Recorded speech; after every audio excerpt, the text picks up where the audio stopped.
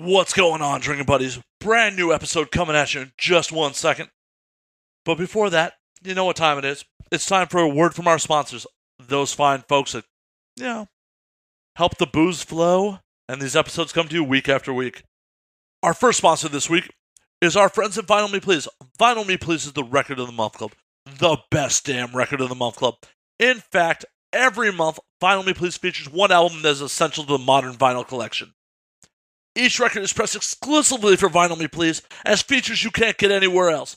Things like bonus tracks, inserts, color variants, comes packed with a 12x12 album-inspired art print and custom cocktail pairing. Can't beat that. Rad vinyl, custom cocktail pairings, custom art. And this isn't like Record of the Month clubs of old. It's month to month, quit anytime, no problem.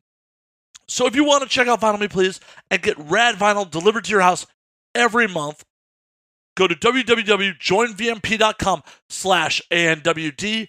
Once again, that is www.joinvmp.com/ANWD. We are also brought to you this week by Gamefly.com. Gamefly has over 8,000 new releases and classics available to rent for Xbox One, Xbox 360, PS4, PS3, PS Vita, Wii U, Wii, 3DS, as well as older systems. As a Gamefly member, you can rent as many console and handheld games as you want and get them delivered right to your mailbox for one low monthly fee. If you like a game so much and you don't want to send it back, keep it for a low use price. There's never any due dates or late fees. And Gamefly also offers the ability to rent Blu-ray and DVD movies as part of the regular service. Sign up for a premium 30-day trial for free. One game out, shipped directly to you with a pre-addressed envelope for easy returns. No contracts, cancel anytime. Games are fucking expensive, man. Try them out with Gamefly before you drop your hard-earned coin on some game that may fucking suck. So check out Gamefly at www.gameflyoffer.com/ANWD. Once again, that is www.gameflyoffer.com/ANWD. Last but not least, we are brought to you this week by our friends at Laughable. Laughable is the #1 comedy podcast app on iOS, soon to be the #1 comedy podcast app on Android too. Any second now, it drops. It's in beta. Pure fucking fire. Not only can you subscribe to your favorite podcast, you can subscribe to your favorite podcasters, comedians, and other personalities. When they appear on someone else's podcast, boom, right in your feed. What a great way to discover new podcasts. It is the fucking best. It is how I listen to podcasts. It is 100% free. They make recommendations in the app. You can't fucking beat it. So download it now. You will not regret it. Find funny. I almost fucking forgot. I'm a fucking idiot. Don't mind me. I drink a lot. The video versions are fucking live. 4 episodes are up. Possibly a 5th one if I got motivated by the time you're hearing this. So if you want to see all the madness, all my wacky facial expressions, maybe some tits. Tits do happen. Go to www.vimeo.com/on-demand. I fucked that up last week. Once again, that is www.vimeo.com/on-demand/and now we drink. Yes, it's behind a paywall. You know what? I appreciate you drinking buddies that have bought the episodes already. I hope that other people will continue to do so. I think 99 cents is worth your entertainment and worth my time. And that's why I made the decision to put it behind a paywall. The audio versions will stay sponsored and stay free forever. The video versions are completely ad-free, almost completely unedited. So I hope that you're willing to drop your hard-earned money to support the show and check out the video versions. If not, continue to enjoy the audio free of charge. But you won't know what you're missing out on. This week's episode is recording artist and producer Geoffro Cause. We go all over the place in this motherfucker. We theorize how Trump would be on mushrooms. We talk about his music. We talk about weird shit in Thailand. It was a lot of fucking fun. So sit back, pop a cold one, and enjoy drinking, buddies.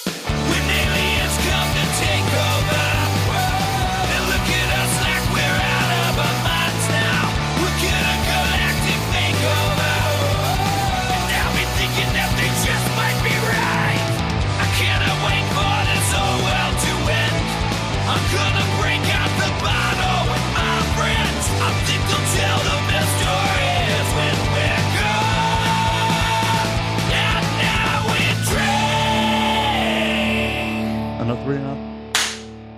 Fuck yeah. Geoffro, what's going on? Man, just chilling. How are you doing? I'm much better now that we got you in the house. We got our alcohol. Cheers. Yeah, cheers to that, bro. Hell yeah. Been waiting for this, actually. I think it's been about 2, maybe 3 days without alcohol, so. Why? Why so long? I don't know. I think December and January was like a lot of it. So, yeah, I've been trying to be more health conscious this last 3 days. Alcohol's good for you. I think so. Yeah, it smooths things over sometimes. 100%. And all those motherfuckers that live to be like 115, all of them are smoking and drinking every fucking day, eating like a pound of bacon. Yeah, there was like some what do you call it, Centennial. She was interviewed like a year ago, and she was saying how she drinks like a Coors Light every day or something like that. I mean, that's great. That's beautiful. I honestly think it's the stress that fucking kills you, not the alcohol. Yeah, I think so. Yeah. So if you're stressing about drinking alcohol, that'll do you in. Yeah, exactly. I try not to stress. I try and just take it slowly. I prefer one rock. Thank you for this Lafroig, by the way. You're welcome. Yeah, because once the rock is just melting a little bit, it becomes a little smoother. You know, it's got that little woodsy, smoky flavor. Yeah, and then the ice just like mellows it out just a little bit. It just opens it up just a little bit. Magnifique. I love it. You a Scotch drinker? I'm actually a big bourbon guy. I am not a fan of Scotch at all. Really? Yeah. Yeah, I love me some bourbon. I try and mix it up like every time I go to whatever, my local convenience store or the Whole Foods downtown. I'll try and get something new. I like the Jefferson's Reserve. Have you had that? That is really fucking good. Yeah. Have you had the Jefferson's at sea? No, I have not. So there's, I think it's Jefferson's, it might be Masterson's. I drink a lot, so bear with me. It's aged in barrels at sea. Okay. And there's a bunch of different. Yeah, it's Jefferson's Ocean. Okay, I was right. And there's a couple different batches of it. That sounds amazing. So at sea. Yeah, it's called Jefferson's Ocean. Sounds amazing. Yeah, I'm a fan of what else? Basil Hayden's. They have a couple of different ones. They had a rye one that was out, but I can't ever find it anymore. Probably just online, but it was pretty damn good. You know, well, you're downtown. You know Jason's over on 9th. No, I don't know that one. Yeah, it's 9th. Just a little east of Maine. Has a huge bourbon and like Scotch selection. Amazing. Okay. So on 9th. Jason's on 9th? Mm-hmm. All right. Yeah, like it's my go-to spot to get W.L. Weller Special Reserve because I can't find it regularly anywhere else. Mm-hmm. Which is my go-to bourbon when I can find it. Amazing. Yeah, I'm going to have to check that out tomorrow for sure. Well, and also, bars-wise, have you been to Jackalope? Have not. This is also downtown? Mm-hmm. It's okay. inside 7 Grand. Okay. Wait, it's the back one. Yeah, the I have speakeasy. been there once. Yeah. Have you been there like during the week when they only do whiskey? I think so. Yeah, I was there like a couple years ago. One of my DJ friends was actually the one that brought me in. Yeah, it was great. We tried a couple different things. I don't even remember if I got to look at the bottle. Usually what I have to do is take a picture of what I'm drinking, especially when I go to a place like 7 Grand, because like, you know, if it's a slow night, you'll be talking to the bartender and they'll tell you like what you're drinking, and some of them are like really chill and they'll go into the whole history and explain some shit. But it's like by the 3rd or 4th drink, you know, you're just super fucking loose and like I'm not even like processing anything he's saying. So I just literally just take pictures of the bottle every time and hope for the best. That's a solid plan. I need to start doing that. Yeah.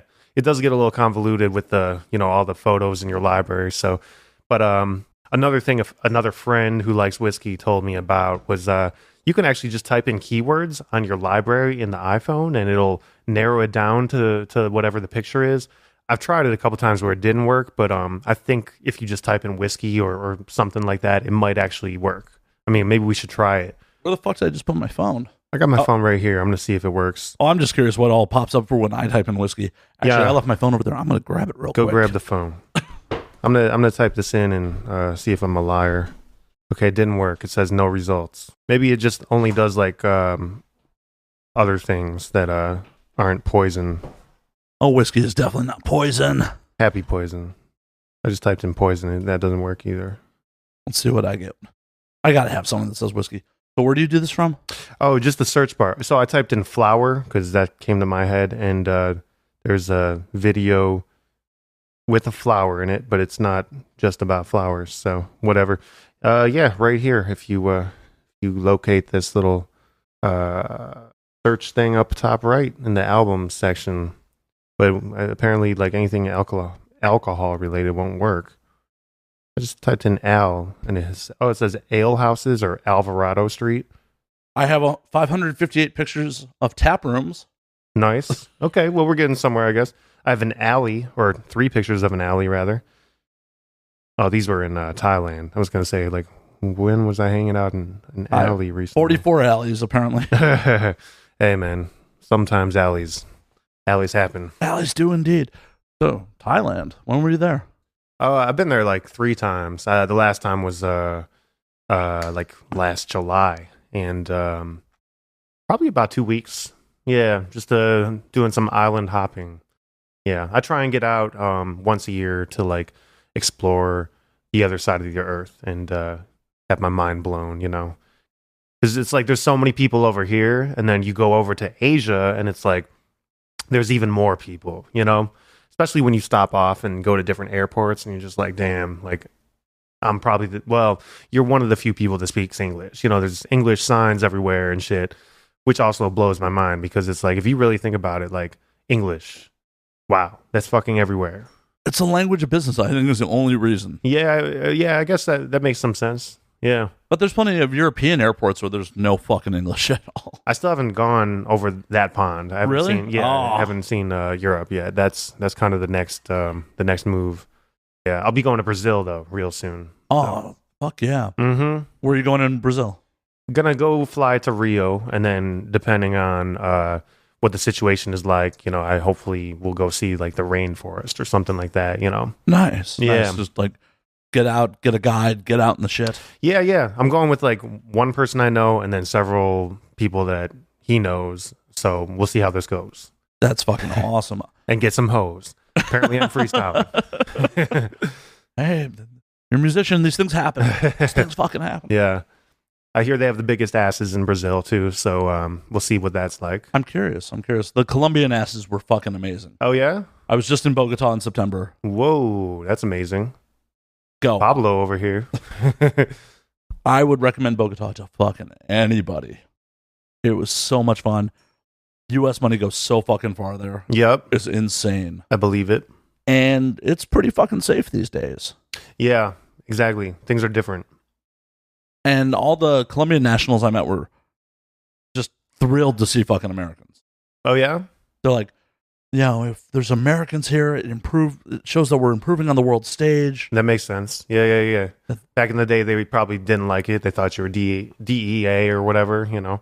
But now it's, the tourists helping out. Yeah, they're like, we're not all just narcos. We're hardworking people. Yeah. Yeah, no, I'm excited to see that part of the world. Back to Thailand, though. That place is fucking crazy and weird. And but I went there 3 times. Went back this past time because I had some friends who haven't gone, and we decided we were all just going to travel together, do some music shit, just rent out some Airbnb, some baller pads, you know, where the ocean is our front yard, and just set up little mini studios and stuff and see how that goes. Hell yeah. Did you create anything while you were there that's been recorded? Not yet. Like I have like a hard drive of shit that I'm like, I need to go through that I don't know, I think I titled it like Asian Summer or something like that, but I have like several little riffs and stuff that maybe I can do something with. We'll see. The whole funny thing, I was annoyed at the time, but my friends and I decided, you know, we were going to just set up like these little mobile studios, and like so-and-so was going to bring some mini monitors. I was going to bring this interface. I bought all this new equipment just so we could all 3 plug in. And I was like, yeah, we'll set up on a desk somewhere. We'll be facing the ocean. It'll be great. And then I planned like, you know, 90% of the whole trip. And those motherfuckers just got fucked up. They had a party like 2 days before the trip out here, and they didn't bring shit. Oh, what the fuck? So like the first day I was like, yo, are we going to do this tomorrow? Like, you know, now that we're all acclimated and shit. And the one kid's like, what are you talking about? And I was like, are you serious? Because he's super sarcastic. So I thought he was just trying to fuck with me. But yeah. So we, when we did work, And I mean, we all had our various jungle studios because we traveled around, and it was mostly like we're all wearing headphones, so there was no vibe. Yeah, you're not collaborating. Yeah, it was like more like I'm creating some shit. They have no idea what I'm making. I passed it over to see if they can put some sauce on it. It was very a very weird creating experience. That sucks. Like the monitors would have been great. Just it would have been so good. Yeah. I'm sure you still made something fucking magical, but we made some things, but you know, again, I'm not here to complain and all. It was a great time. It's just that you know, people that are listening to this and they're trying to collaborate with people that, you know, similar things that I do, music or whatever. Just make sure your friends don't get too wasted right before the trip. I think those motherfuckers forgot like clothes and all kinds of shit too. So I didn't really feel bad for them though. Well, the thing about clothes is you can buy more clothes in the country. That's the thing. Yeah. Mm-hmm. You got to make sure they bring their fucking gear. Mm-hmm. You got to be on that shit. Like when you get to the airport, like actually before you get to the airport, because by the time you get to the airport, it's too fucking late. We're getting in the Uber. You got your shit, right? Yeah, it's like, does my suitcase feel a little light? What's up with that? Yeah, man. But it was great. It was great times. We were actually out there, and then we moved over to Bali, and there was like massive earthquakes going on. Oh shit! Yeah, it was pretty crazy. Like 2 days before we hit Bali, we heard about this like 6.8. We're like, damn. And then like so we were like thinking about it, like, should we cancel? And I'm just like paranoid ever since I like came out to California and like started experiencing them like years ago. I started reading up on it because I was just like, I want to know, when are we going to die? You know, like how many years do we have? And then anyway, so I was like trying to tell them, I was like, yo, we're going to hit Bali and we're definitely going to feel like at least 1 or 2 more. You know, that's usually how it goes. Hopefully there'll be less and there won't be any tsunamis. But we definitely like thought about canceling the trip. And I was like, no, man, come on. We got to live. You know, we already came out here with no studio equipment, so we have to just like make this into something here. And yeah, like our 3rd day out in Bali, we were in the restaurant and the place was a rockin', bro. It was crazy. Like we just ordered our food and it was just like this little swell and then boom. It was it was fucking crazy. Yeah. And then it's like everything's in slow motion because you're just like adrenaline kicks in. You know, I got up, I left my phone. I was like, oh, fuck, my baby. And so I turned around and grabbed my new iPhone X. And then, yeah, man, it was just like over and the locals were all like back to doing their thing and laughing. And I didn't hear any tsunami alerts going off or anything like that. So I was like, all right, I guess we're going to eat our food now. And yeah, we had a couple more when we were on the beach and shit. It was crazy. But, you know, we were drinking a lot. Not Lafroig, but whatever kind of alcohol that they had. Like they had like some Bali whiskey. It was not great, but you know, when you're out there, you gotta try the local flavor. Of course. Like that green box on the bar. Yeah, is like the Colombian liqueur. Oh shit! It's not great. Yeah. But you know, the label looked nice. You know, sometimes you gotta dibble dabble. Well, a friend of mine who had previously been there was like, you gotta try it. I'm like, sure. I bought 2 boxes of it. I drank one of them down there. I'm like, yeah, this ain't for me, but I brought that one back for her. I gotta get it to her still. Oh yeah. Yep. Yeah, man. Shit. The beer out there though, the Asian beer, I don't know what it is. Everything's pretty much a lager, but I'm a fan. I really like it. Even out here, I'll just get like Kirin Light and stuff, you know? The Chang. Chang. I don't know. I think it's Chang. It depends on which country you're in. Really? Yeah. I think in Thailand they were calling it Chang or something, or Shang. But It's a Thai beer. I'll take their word for it. Yeah, man. Singha, another good one. Yeah, I've had Singha. You guys get into any crazy nightlife while you were over there? Let me think. This last trip was pretty tame. I think because I knew what to expect from previous experiences. But yeah. You know, like if I think about the second one, there was a funny situation where like I was out there with a good friend, and also another friend who kind of fucked up some shit, but it was more for his personal shit. He fucked up his flight, so he came later. So I had like all this time to myself, which was cool. But I'm like in the jungle, right? And you know, I might have accidentally snuck some edibles out into that country. I mean, these things happen. Yeah. I thought it was like the bag of granola, but it turns out it was, you know, Laffy Taffy type of shit, you know. Oh, Chiba shit. Chews, what do they call them? Yeah. Honest mistake. Yeah. The label looked the same to me. But so I get out there and he finally gets into town.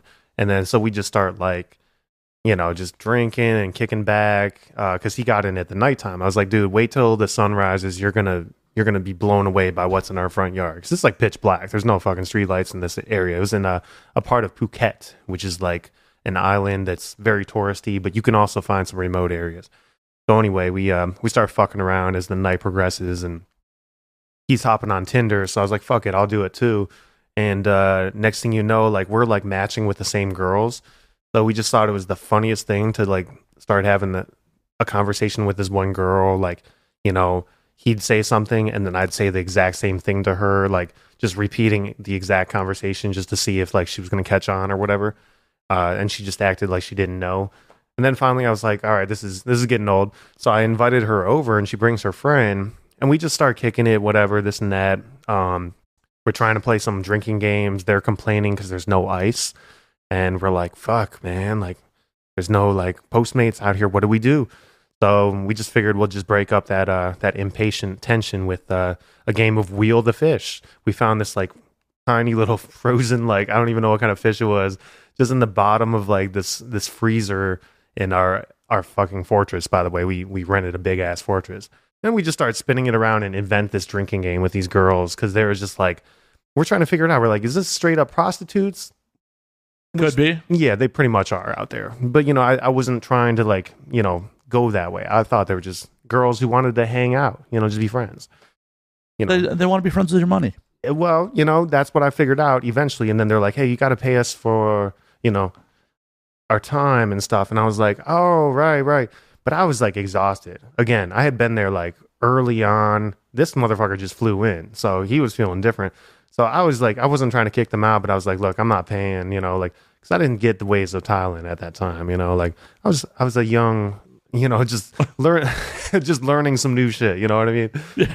A young traveler, and anyway, so these girls end up going home because I think I just like kind of just put a wrench on the whole party and shit.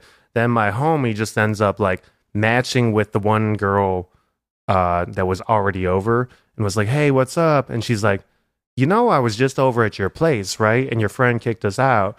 And she ends up coming back. Like, so like, you know, little did I know, I was just exhausted. So I wake up the next morning. I'm like, I see him walking this girl out. And I'm like, I couldn't even tell who she was. But I was like, oh, damn. All right. So you just brought somebody else over? And he just like told me the whole story. I was like, dude, that's hilarious, man. But these poor girls, they had to like take their motorbike like fucking 10 miles to get to us, then go back home, and then the one comes back again. And I was like, man, talk about Americans wasting time. I hope he paid her well for her time. Yeah, I think he gave her like $40 or $50. I'm not really sure what the going rate is. If she's happy, cool. Yeah. I think so. I think they're all happy over there. In fact, Thai people are very kind. Everybody's very kind. Yeah, that's the one thing about it. You just go over there and immediately you start feeling happy. Just like a vibe to it. I want to go to Thailand. The only place I've been in Asia is Japan. Oh, damn. Japan is the shit. I've only been once, but yeah. I've been to Tokyo twice. Yeah? My fucking happy place. My audience is probably absolutely sick of me talking about it, but I love Tokyo so much. Tokyo's the shit. Yeah. Had some interesting trips over there in Roppongi and other areas. Yeah. Pretty amazing. Fucking Roppongi. Yeah. Yeah, man. For the audience at home who may have not heard my fucking go into this a million fucking times, Roppongi's kind of America town. Oh yeah. Well, at least they love the Americans that go over there. True. Yeah, they're just much more used to dealing with Westerners in that district. Yep. For sure. So it's not as weird as other parts of Tokyo, but it is still a really fucking good time. I heard about all the stereotypes before I went there, so I was like, okay, I definitely want to get into some crazy noise over there. Let's see what it's like. It was great though. Like one club I went to, we had like a little music connection there, and this guy was so fucking chill.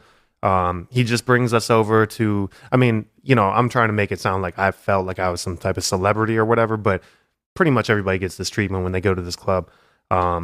no matter what you do, if you're an American, like, or you're a porn star or whatever it is, porn director, doesn't matter. So I showed up and like he's like giving us Jaeger bombs or whatever, just shots of Jaeger, and like super cool. And he brings us over to this VIP section.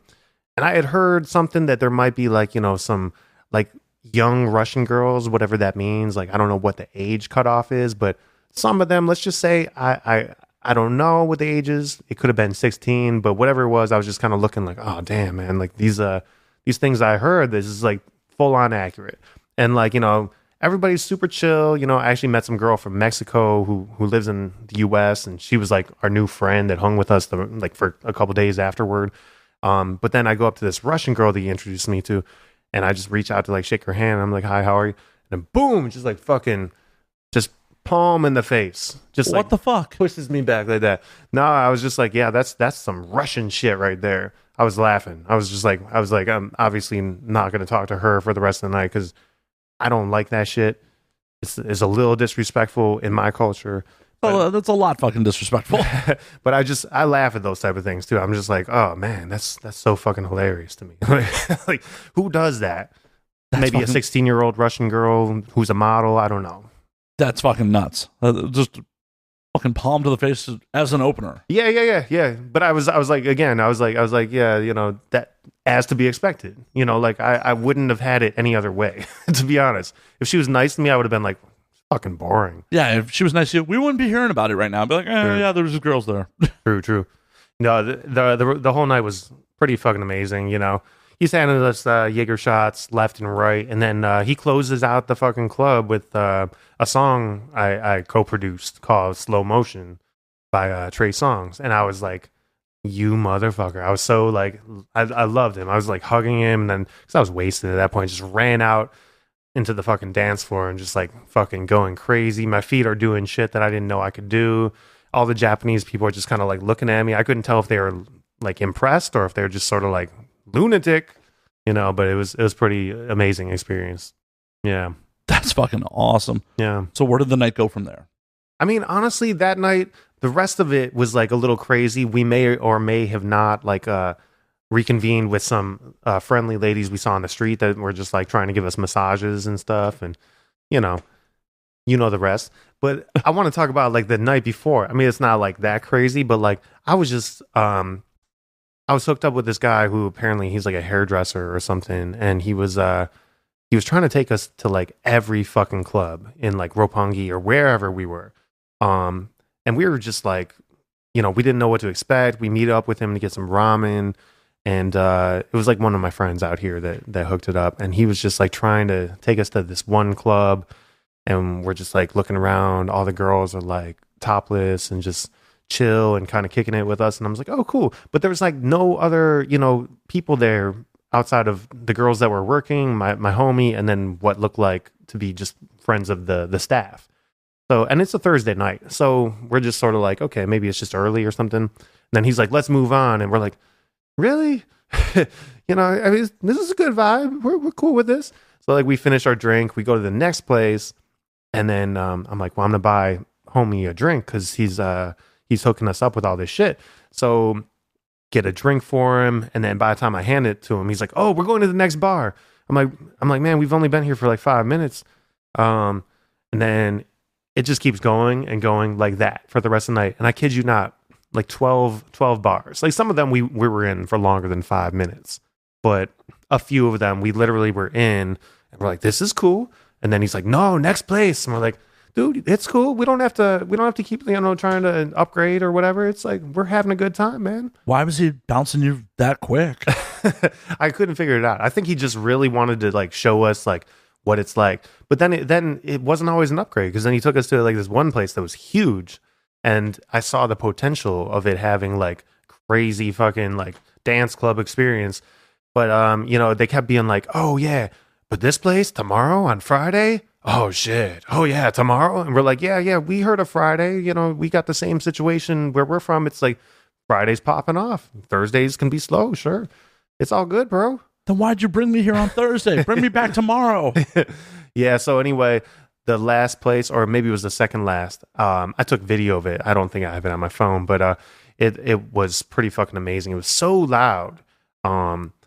like super loud, and I'm sensitive to that shit being like a songwriter producer. So I'm like, I think I put like napkins in my ears, and they're like laughing at me. I'm like, whatever, man. I can't go deaf over this fucking night. And all of a sudden, like, same thing. Like the girls are like hardly wearing anything, and then here comes like a fucking dragon. Just like it's like I think it was like two people, but like it's a big fucking long dragon just walking all around the fucking club, and yeah. It was the best thing I've ever seen. I was Holy shit. I was like, dude, these fucking, like, these people in Tokyo, just like, they fucking know how to party. And like, their clubs are just like fucking amazing. I've never seen shit like that before. So cool. But yeah, then we're leaving, and it's like, 4:30 a.m. or something like that. And the sun is coming up like it's 8 in the morning over here time. You know what I mean? Like, the sun is up. So I was like, what the fuck? This is like July too. So I don't know if that has something to do with it. But so I'm just sort of like half and half, like I can keep going, but we've been to like 12 different places, and it's, like we've been walking for a minute. And then I'm with my homie again, the one that fucked up his travel plan. So he's just like, oh, I can't.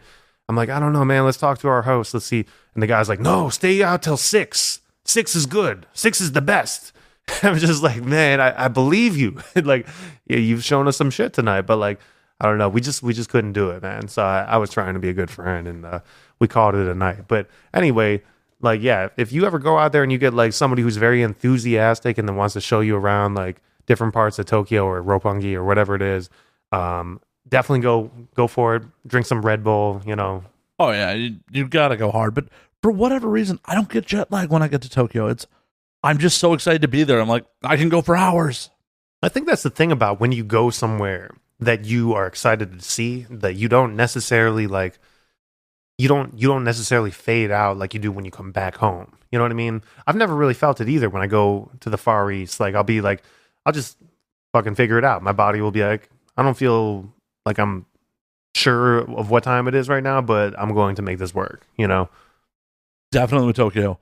I did get fucking horribly jet lagged going to Australia, though, for some reason. Really? Yeah.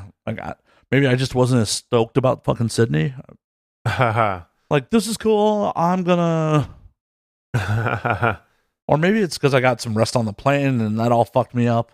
Yeah, man. There's so many factors. It's like, how much sleep did you have a day or two prior to? And then were you drinking on that plane ride? How does that affect you?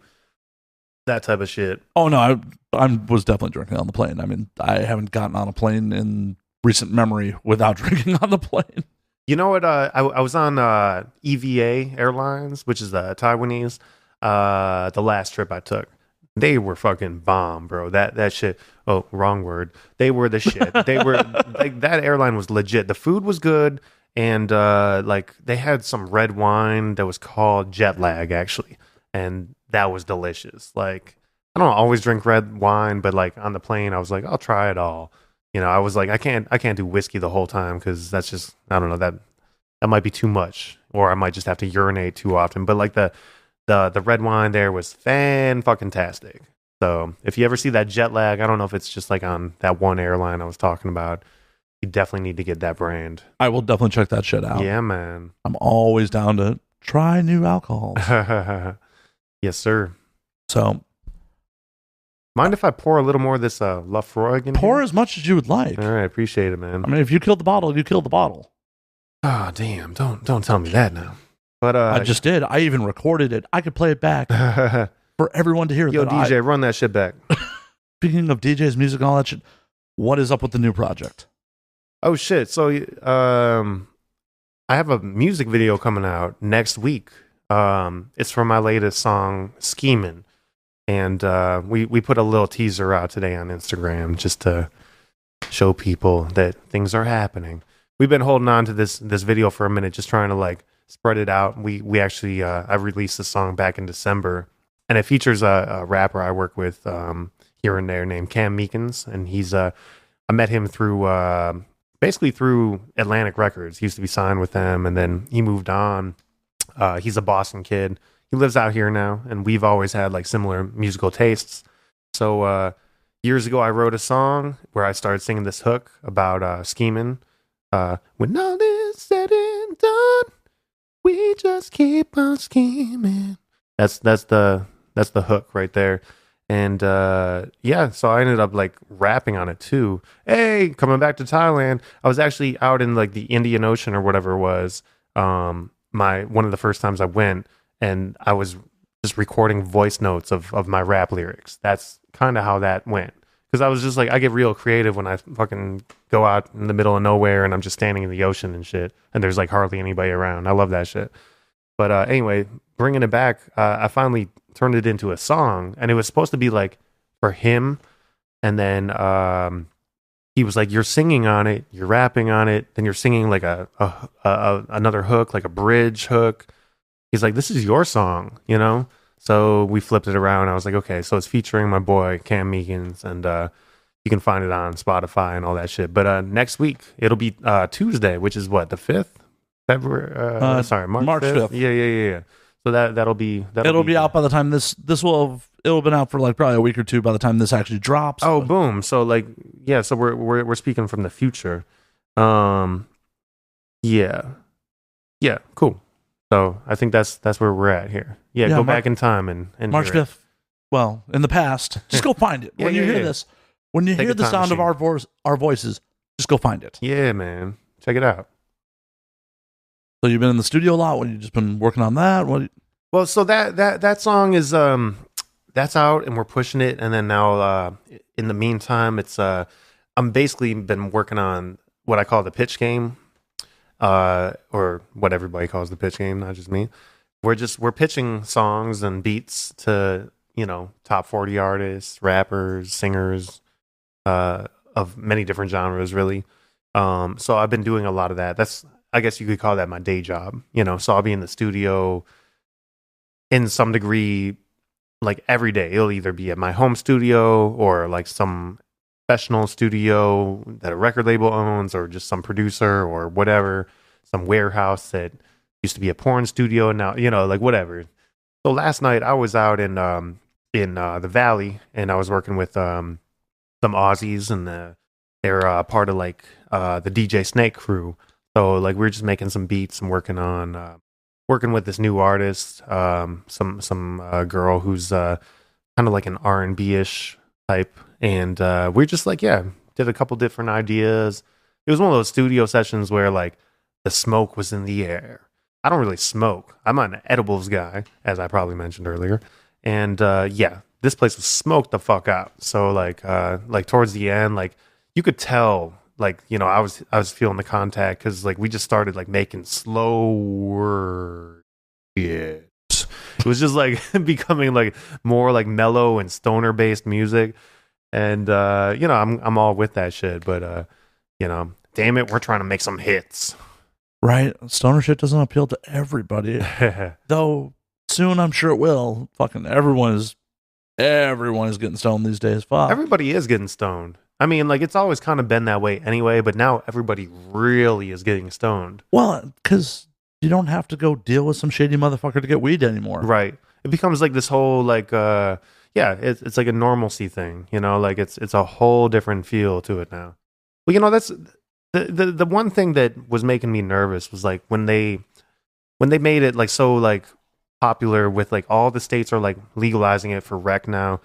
I think it's great. You know, like if we can help the economy and everything, that's great. Like the whole trickle down thing might actually work in that situation. But I do fear that I might never have an experience where I'll go to, you know, homie the drug dealer's place and just like fucking like he'll hold back his scary dogs and we'll kick it on the couch and like we'll have to chill for like a half hour to 60 minutes. He wants you to hang out for a minute, like play some PlayStation or some shit. Yeah. I mean, that shit, sometimes I would be like, it depended on who it was. But like most of the people I used to associate with that we would get our drugs from, they were fucking chill. You know, like they were just like, we'd have good conversation. And it was the same, even back then, like a lot of the time, like my later years of life, I wasn't really smoking. I was just like buying it to like cook up and stuff. I would be making some fucking brownies or just whatever, man. Just put that weed butter on some fish, you know, like whatever.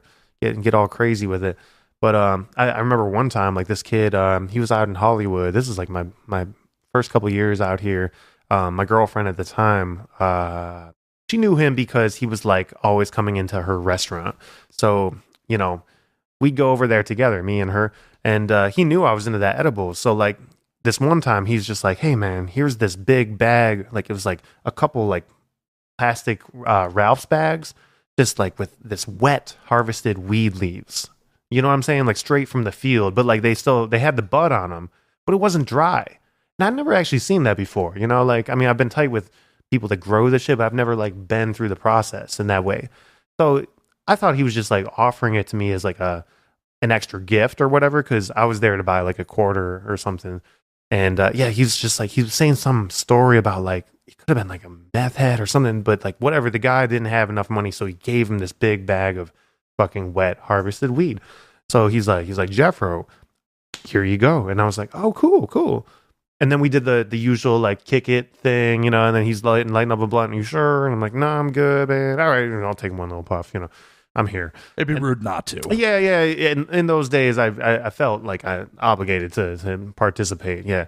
But so then like I'm about to leave, and like you know how it is sometimes when you just get a little too fucked up on that Cali weed, and you're just like, oh man, now I feel super awkward. I gotta pay for this, and he hasn't even given me my weed yet. Hey, so can I get that quarter? And he's just like, oh no, it's all in the bag. That's it. And I'm like looking at him like, he fucking with me? Like, you know, this all, because I didn't even know. I just saw the leaves, right? So I was like, what the fuck am I gonna do with leaves? Is there actually THC in there? He's like, look, man, dig through it. And I'm like, oh, I see it now. I see all that wet harvested bud. Like it's long too, because it shrinks as it dries. And so I'm like, okay. So I tried it out, and I made like my first batch with it.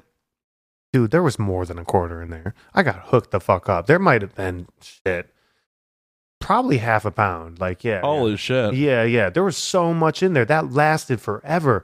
And so, yeah. Like, I didn't even know how much I was putting in this batch. And it tasted like shit, by the way, because, you know, like, it smells funky. It doesn't smell... Like, I like the smell of dry weed. You know what I mean? Like, it has a nice smell to it.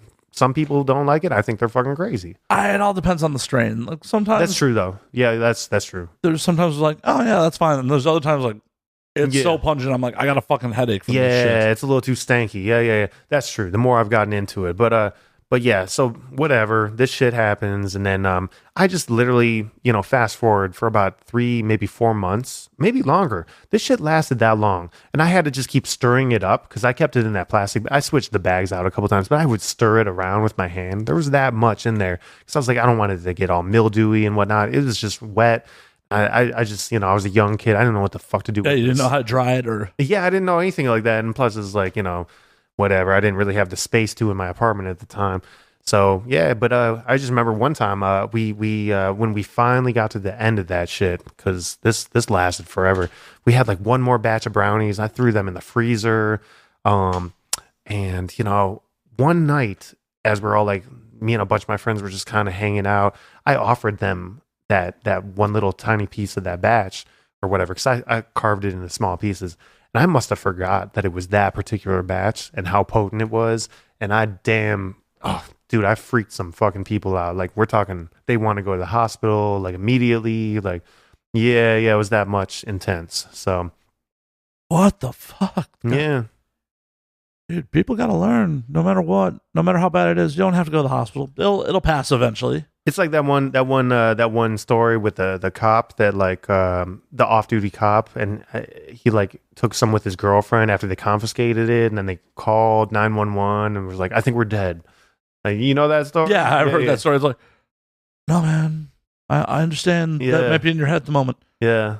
Just chill. Your body will metabolize this. Yeah. Just drink water, like close your eyes. Just go to sleep. Put like a hot rag on your forehead. Whatever you gotta do, something like that. Yeah, just relax. You'll be fine. Me and edibles just result in me just being unconscious. Like it's edible. Yep. I got no tolerance. I can drink all fucking night, but the minute I start fucking with edibles, I'm just done. Yeah, most people can't fuck with the edibles. It's I don't know. They're very potent, and everybody does that fucking classic mistake of like, it's not working, and then they like take like maybe the same amount or double the amount. And then, it's like, bro, sometimes depending on your metabolism, this might take an hour to an hour and a half for you to feel it. Or sometimes you're already high and you don't even realize it. And it's just escalating already. And by the time you take that extra dose, well, and it has to be processed by your liver. It's not just like digest small intestine, boom. It's like goes through there, gets digested through your liver, then out to your body, and it takes a minute. And yeah, it's true. And it's like, exactly. It's processed a different way than when you just smoke it. When you just smoke it, it goes to your blood immediately. I ain't no scientist, but it's like, yeah, when you digest it, it has several steps. And I believe the feeling is different or slightly different, more psychoactive because of all those steps. No, it is. It is. It hits your body differently.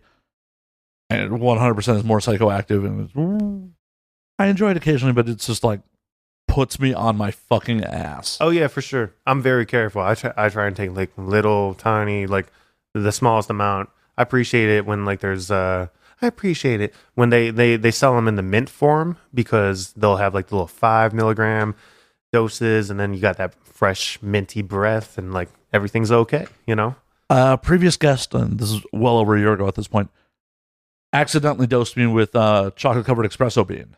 Oh no, it was good and but terrible. I had no clue. We're sitting out on the porch before the show. I had my co-host Annie Cruz at the time we're waiting on her. We're just bullshitting. He cracks open this thing. He's like, "Oh, you want an espresso bean?" I'm like, "Fuck yeah, I could use some caffeine before we go on air." Down it like an hour into the show. I'm just, shit. Like he's talking. I'm just staring at that lamp behind you. Like, not even hearing anything he's saying. I'm nodding. I'm like, you're hearing the helicopter outside. You're just focusing on the helicopter. I was like, dude, there's no way. You're drunk. I'm like, no, man. I know drunk. Me and drunk, we're really tight. I know drunk. This is not drunk. Hey, plus if it's drunk and the edible, that's like a whole nother dimension. Oh yeah, there's definitely me drinking on top of it. Yeah. So that's beyond. That's into the next realm right there. Speaking of doing some next realm shit, I briefly told you about before we got on air, but one of my buddies is in from Chicago, and he introduced me to this other girl that we were out at Jumbo's the other night. And while we're at Jumbo's, I don't even know how this came up in conversation. She's like, yeah, I microdose acid all the time. I'm like, oh, really? I like acid. She's like, well, would you like some? Just eyedropper into my whiskey, like at Jumbo's. Yeah, that's the thing. Like, how do you actually microdose? Like, what are we talking about? Is it like a half of a drop? Do you just squeeze it a little bit? Like, how does it work? At least with my experience with acid, like a drop from an eyedropper of pure liquid is just enough to get you fucking going. That's what I'm saying. Like, I remember I did that shit in 10th grade. We, my homie would just hook up the sugar cube, and I trusted that he put like, a safe amount on there because I knew him. He probably had no idea what a safe amount well, is. True, yeah. But like we called it one hit, so like I was like, yeah, and then like, for 8 to 10 hours, I'm seeing fucking whatever. I look at like anything metallic, like these camera stands, and they start turning into robots and shit. Yeah. Yeah. She just boop, boop. And then, I mean, we may have been good/bad friends. My buddy from Chicago was having kind of a rough time. And both her and I made the executive decision that he needs to have some acid too. Yeah.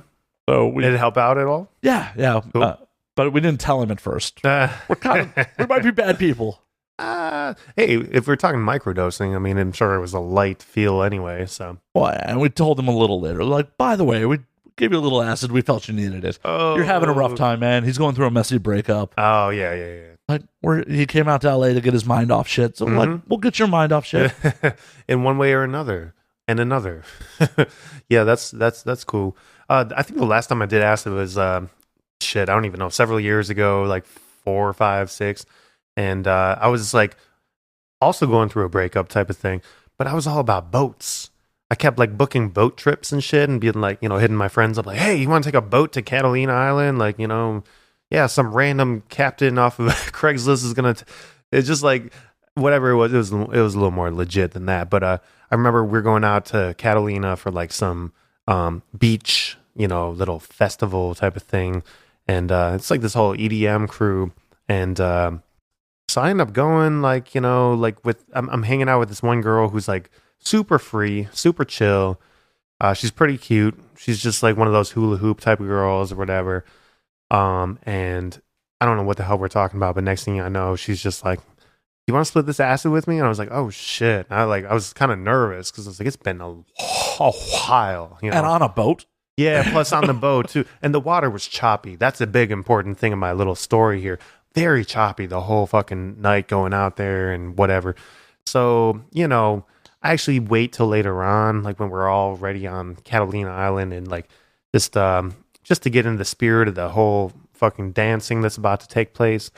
I split that little tab with her and didn't really feel it for a while, until we start going back on the boat. And I think we got delayed too. We got delayed because we're missing somebody. So we were supposed to be back at like 4 a.m, and we didn't actually get back to LA till like 6:30. 6:30 a.m.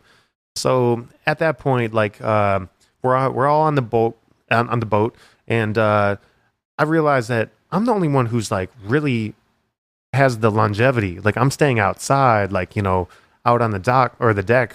Whether we got some Lefroy talking here, and everybody else is just kind of like partied out. You know what I mean? They're like inside, they're cold and stuff, and I don't know because everybody was taking like hella drugs. But I'm just like, nah, I'm good. I'm good. I want to see what's happening. And it was so rocky, as I mentioned. But the boat was just like hard left, hard right, hard left. And we were just hauling ass because we were late, right? And I was just like thinking to myself, and this is that acid talking. That's how I knew it was like really starting to hit me. I'm just like, dude, we're gonna pull we're gonna do a barrel roll. We're gonna flip the fuck over. And it just felt like we were going like 100 miles an hour. And I just keep looking back, like looking up at the captain, like, like thinking to myself, somebody should say something. Like, this is irresponsible, And I thought we were going to go over, man. It was so fucking intense. But by the time we hit shore, it was all good. Everybody's waking up. It's like 6:30 in the morning. I'm saying goodbye to my new friends that I'll never see again. And, just like, everybody's like, hey, careful and drive safe. Yeah. Maybe get a hotel. Yeah. It was just a strange, fucking weird situation. That sounds like the most terrifying thing ever. Being on a boat in the middle of the night on acid. Yeah, I mean, it just made me think more. Like I was like, part of me was like, no, just reason with it. Just ride the waves. Why would this guy try and kill us? Like he would die too. Yeah, exactly. There's nobody here to save him. So he didn't strike me as suicidal. Oh man. The captain wants to live. It was a positive crew, I don't know. How big of a boat were we talking? Like, shit. Like I would call it a mini yacht. Yeah. Okay. Yeah. Enough for like maybe 35, 40 people. Okay, that's a fairly decent sized boat. Yeah. For whatever reason, I picture in my head like a fairly small boat. Like, smaller the boat, more terrifying that would be. Just like on a little boat just fucking rocking. Yeah, that's true. Yeah, because you can lose control of that shit. I mean, granted, I guess you can lose control of that one I was on too, but damn, it felt intense. That shit was nice, though. Acid. Oh, acid's fun. It's fun. It had been a while since I even had a good connect for it, so I just jumped at the opportunity. I'm like, fuck it. I'm in jumbos. Why not? We'll just see where this fucking goes.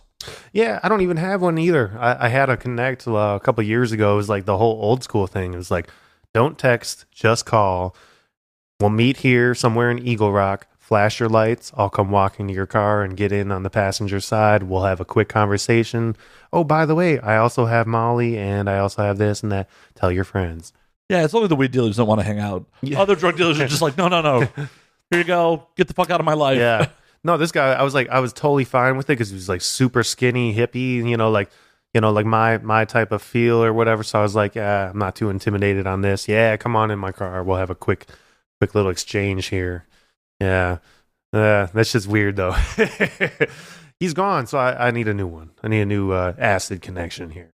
Hey, if you have a reliable source for acid, probably shouldn't hit Geoffro on the internet. That might get a little weird. Should I give out my number right now? Yeah, or email. Which one's better? Both. Just give them both out. Might as well give them your home address too. They can all just roll by. Sounds good. Yep, easy enough. Like, just roll by Geoffro's place with acid. They'll be fine. He'll include you on the new track. It'll be good. Back in the day, we used to have a connection to something in Cleveland. Some friends of mine had this thing you can get off the internet at the time. Yeah, I'm pretty sure it's like under that scheduling at this point. But back then it was just sort of like, nobody knows what it is or nobody knows it exists except for the hipsters. And let me just cut down to it. It was the best visuals I've ever had. Like we're talking like creating slime out of my hands and stuff. Oh, that's fucking nuts. Yeah, like literally like boom like that, and like slime was coming out. Like I was with one of my friends I grew up with who basically, you grow up with somebody, you have the same imagination after a while. So he saw it too. But that's not even the cool part. I was spelling words in my slime and I was like bug, and like bug just popped up in there. That's fucking awesome. Yeah. So what was it like? Called Foxy was like the little internet nickname or whatever. Somebody that I just recently saw told me what it was. It was like one of those F5 dioptum blah, blah, blah, blah, like weird shit that I'll never remember. That it's like a synthetic where it's like one chemical off from like the scheduled drug, so it technically is a completely different substance. Right, exactly. There's like one little element that got shifted over, and yeah, here we are. Yay, chemists. Exactly, man. God damn, they're smart. Right, those smart motherfuckers. I'm enjoying your results. Like, keep doing you. Stay in the lab. Let's have some fucking Keep fun. fucking with those test tubes. Right? Money in that shit. I'll keep making music. You keep making drugs. I don't understand why in 2019 anything's fucking illegal anymore. Why? It's like, yeah, totally. Like there's a lot of things. I think about like the whole thing. Was it Oregon that they're doing studies with the psilocybin mushrooms? Yeah, exactly. Yeah. Which I think is a great thing because those things are very therapeutic. Like I have a good friend that's like going through some form of depression, and for a minute there he was doing the microdosing of the mushrooms, but in a state where you'll fucking get ass raped in jail for doing that shit. Let alone weed or something else. But then whatever happened in his situation, he couldn't do it anymore, and he was back on those prescribed medications that was fucking up everything else in his life. Yeah, those things have horrible fucking side effects. Right. And not to say mushrooms don't. If your brain chemistry's not good, hallucinogens can definitely fuck you up. Yeah. It's like anything, really. It's like just, nothing's perfect. You just got to learn yourself and like take it slow, Hey, at least I've never heard of any amount of mushrooms fucking up your erection. Exactly. There you go. Antidepressants fuck up your dick. And once your dick's fucked up, you're going to be more depressed. I think I get what you're saying. It's a bad. Yeah, fuck that shit, man. And you're paying money for it, and people are profiting heavily off of that shit because there's a system. There's a goddamn system. All right. It's a rabbit hole, man. But I think we both are on the same page here. Yeah. Yeah. I'm very much of the opinion that if you're not hurting anybody, whatever the fuck you want in your own body.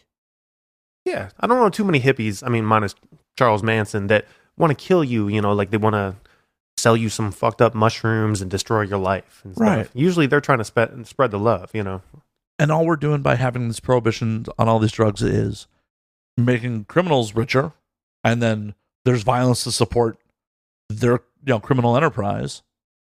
If you just made it legal and taxed it, hey, the violence goes away too. Yeah, and build the wall. Sorry, I'm just fucking around. No, yeah, because that I think Trump needs to take some mushrooms. Maybe he will reconsider walls and stuff. Maybe he'll. Can you imagine Donald Trump just doing a press conference on mushrooms, just like trying to be all narcissistic like he usually is, like just listening to his ego dissolve? That'd be amazing. Thing. Like, if he just took like the hairpiece off in the middle of the fucking, what? Takes that motherfucker off. You know what? I have a name for him. Name is Buddy. Yeah, man.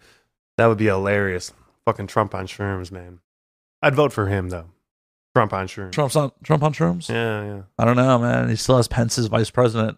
And that guy. Yeah. Who's worse? Who's worse for sure? No one's good.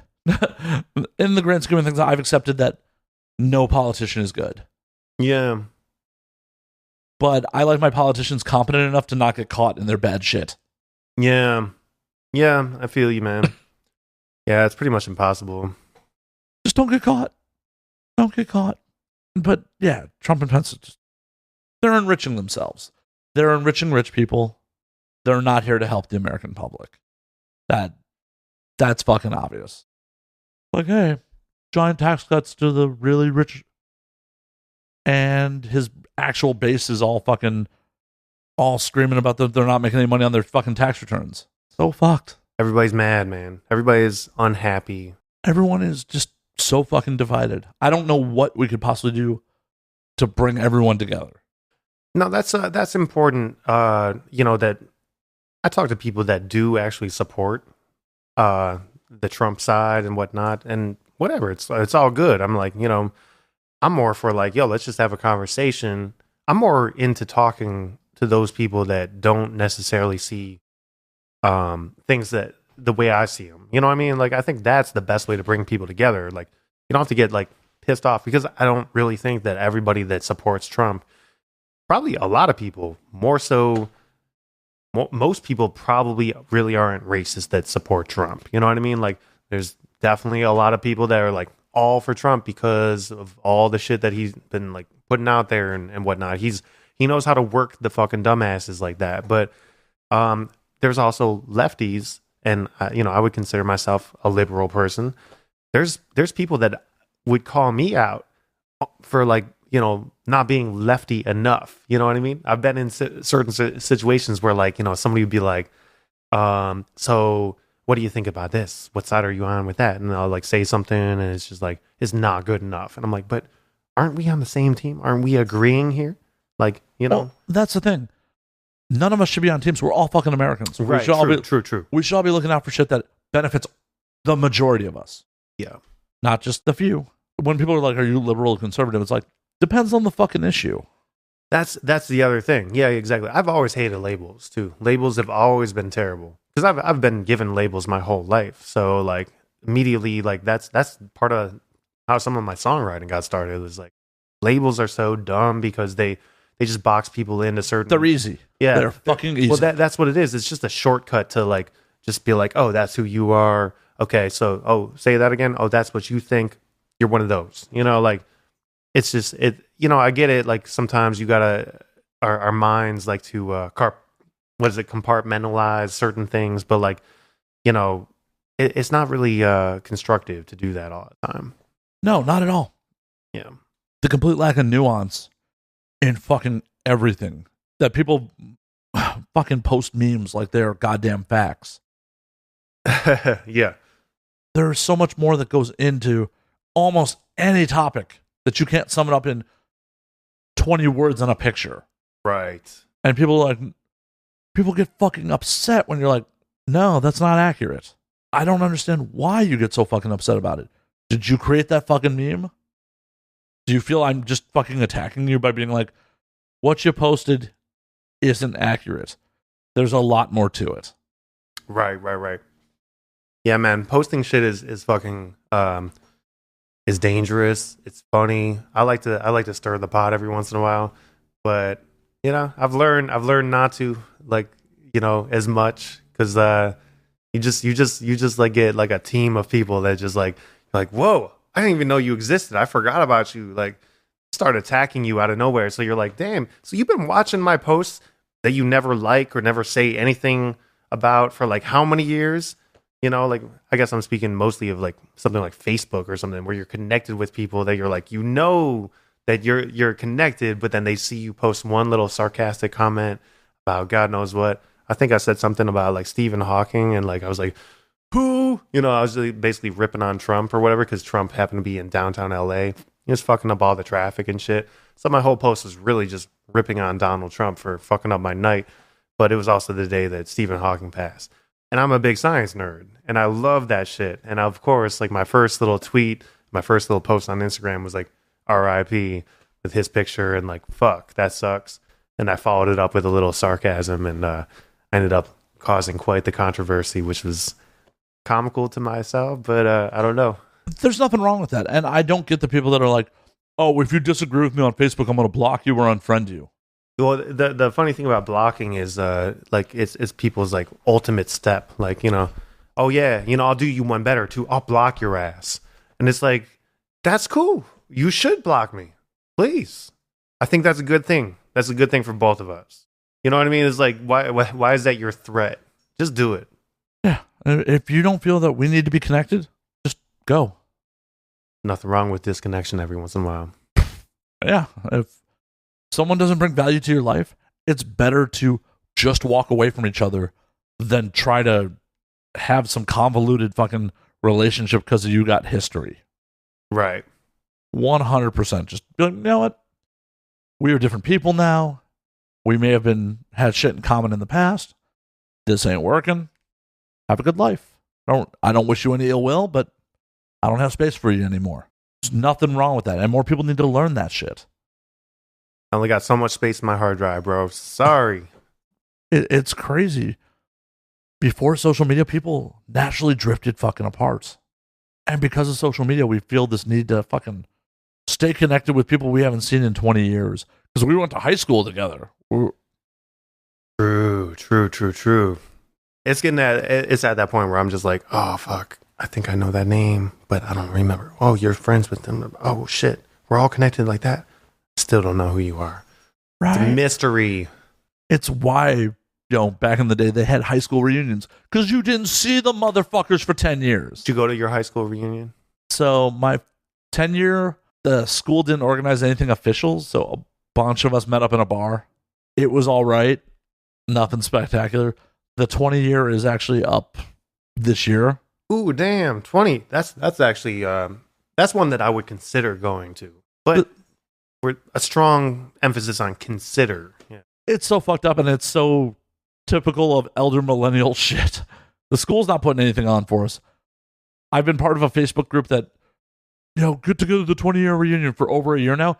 They have accomplished nothing. And since I don't live in the state, I don't feel the need to try to help organize from fucking California. It's back in Chicago. I'm not going to... Maybe you should just take acid and show up to that. I don't know. Hey, if it actually happens, I might. But, yep. I'm here on acid. Hey, girl that I had a thing for in high school that I would have never had the balls to.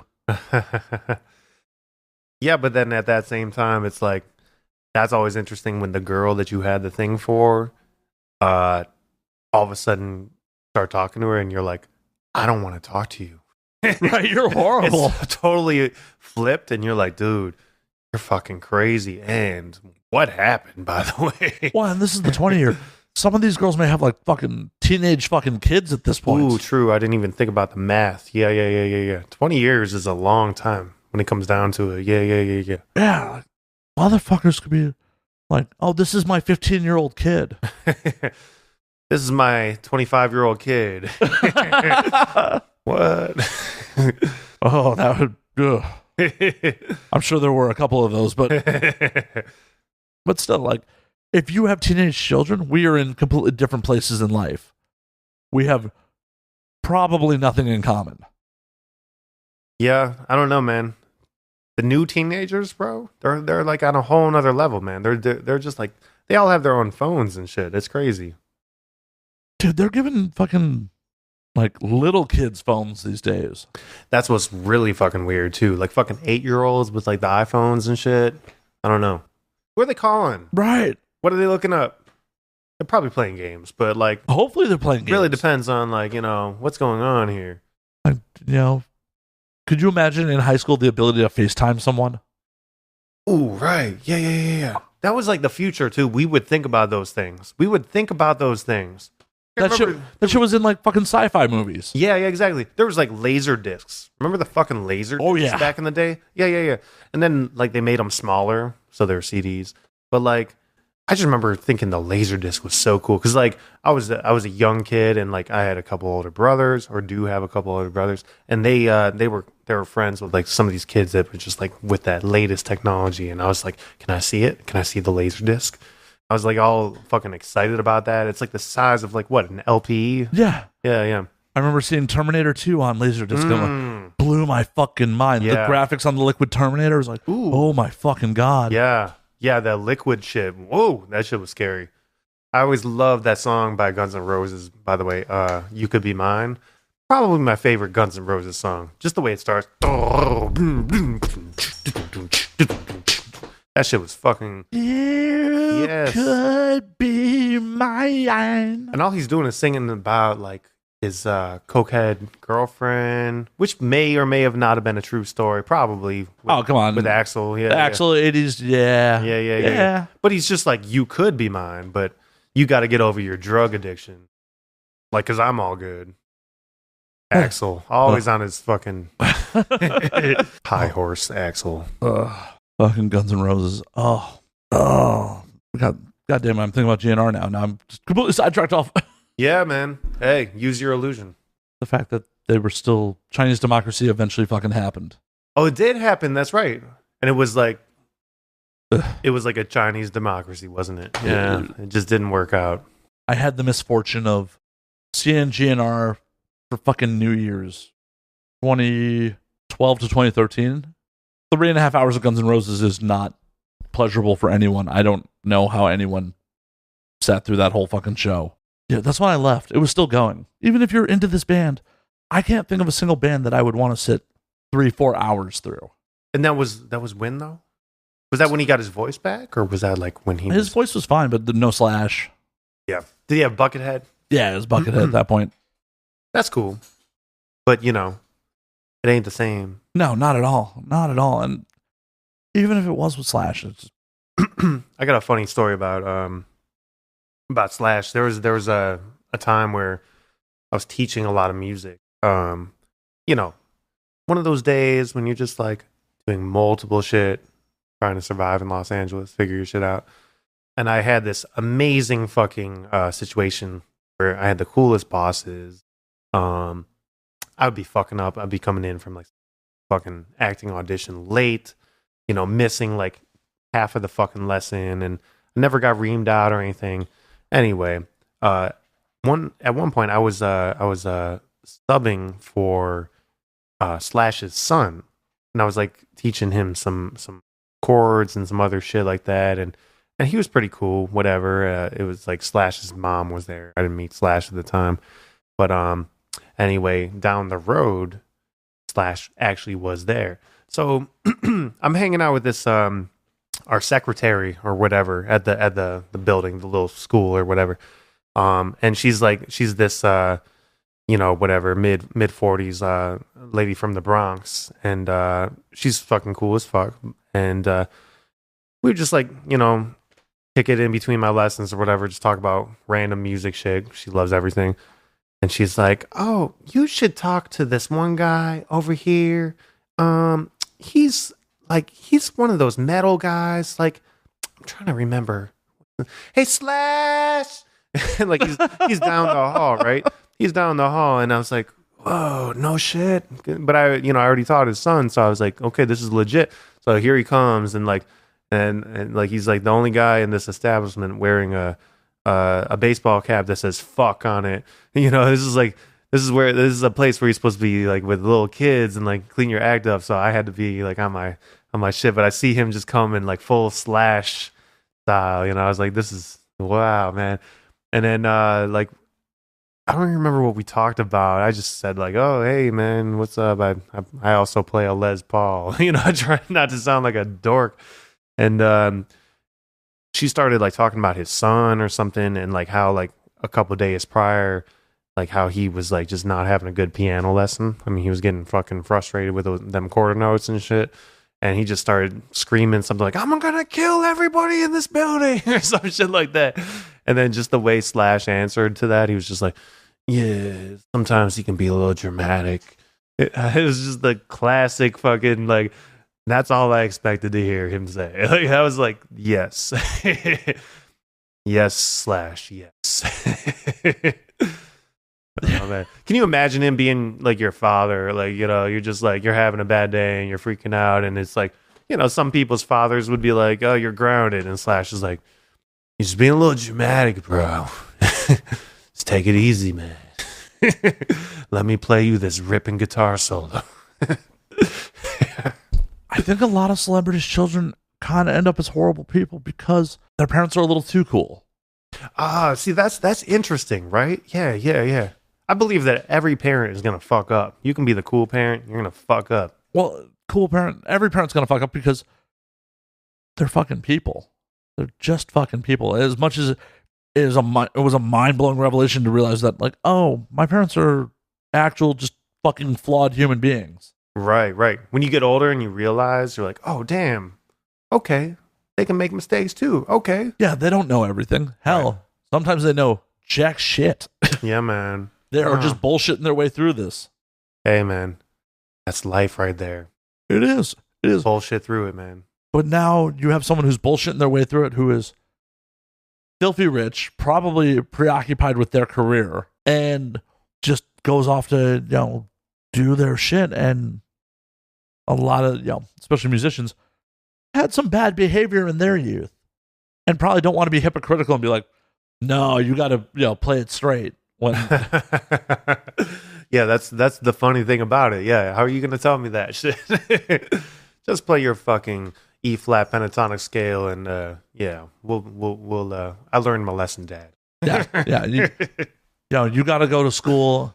You got to get straight A's. Like, Dad, there's books written about the shit you did when you were slightly older than me.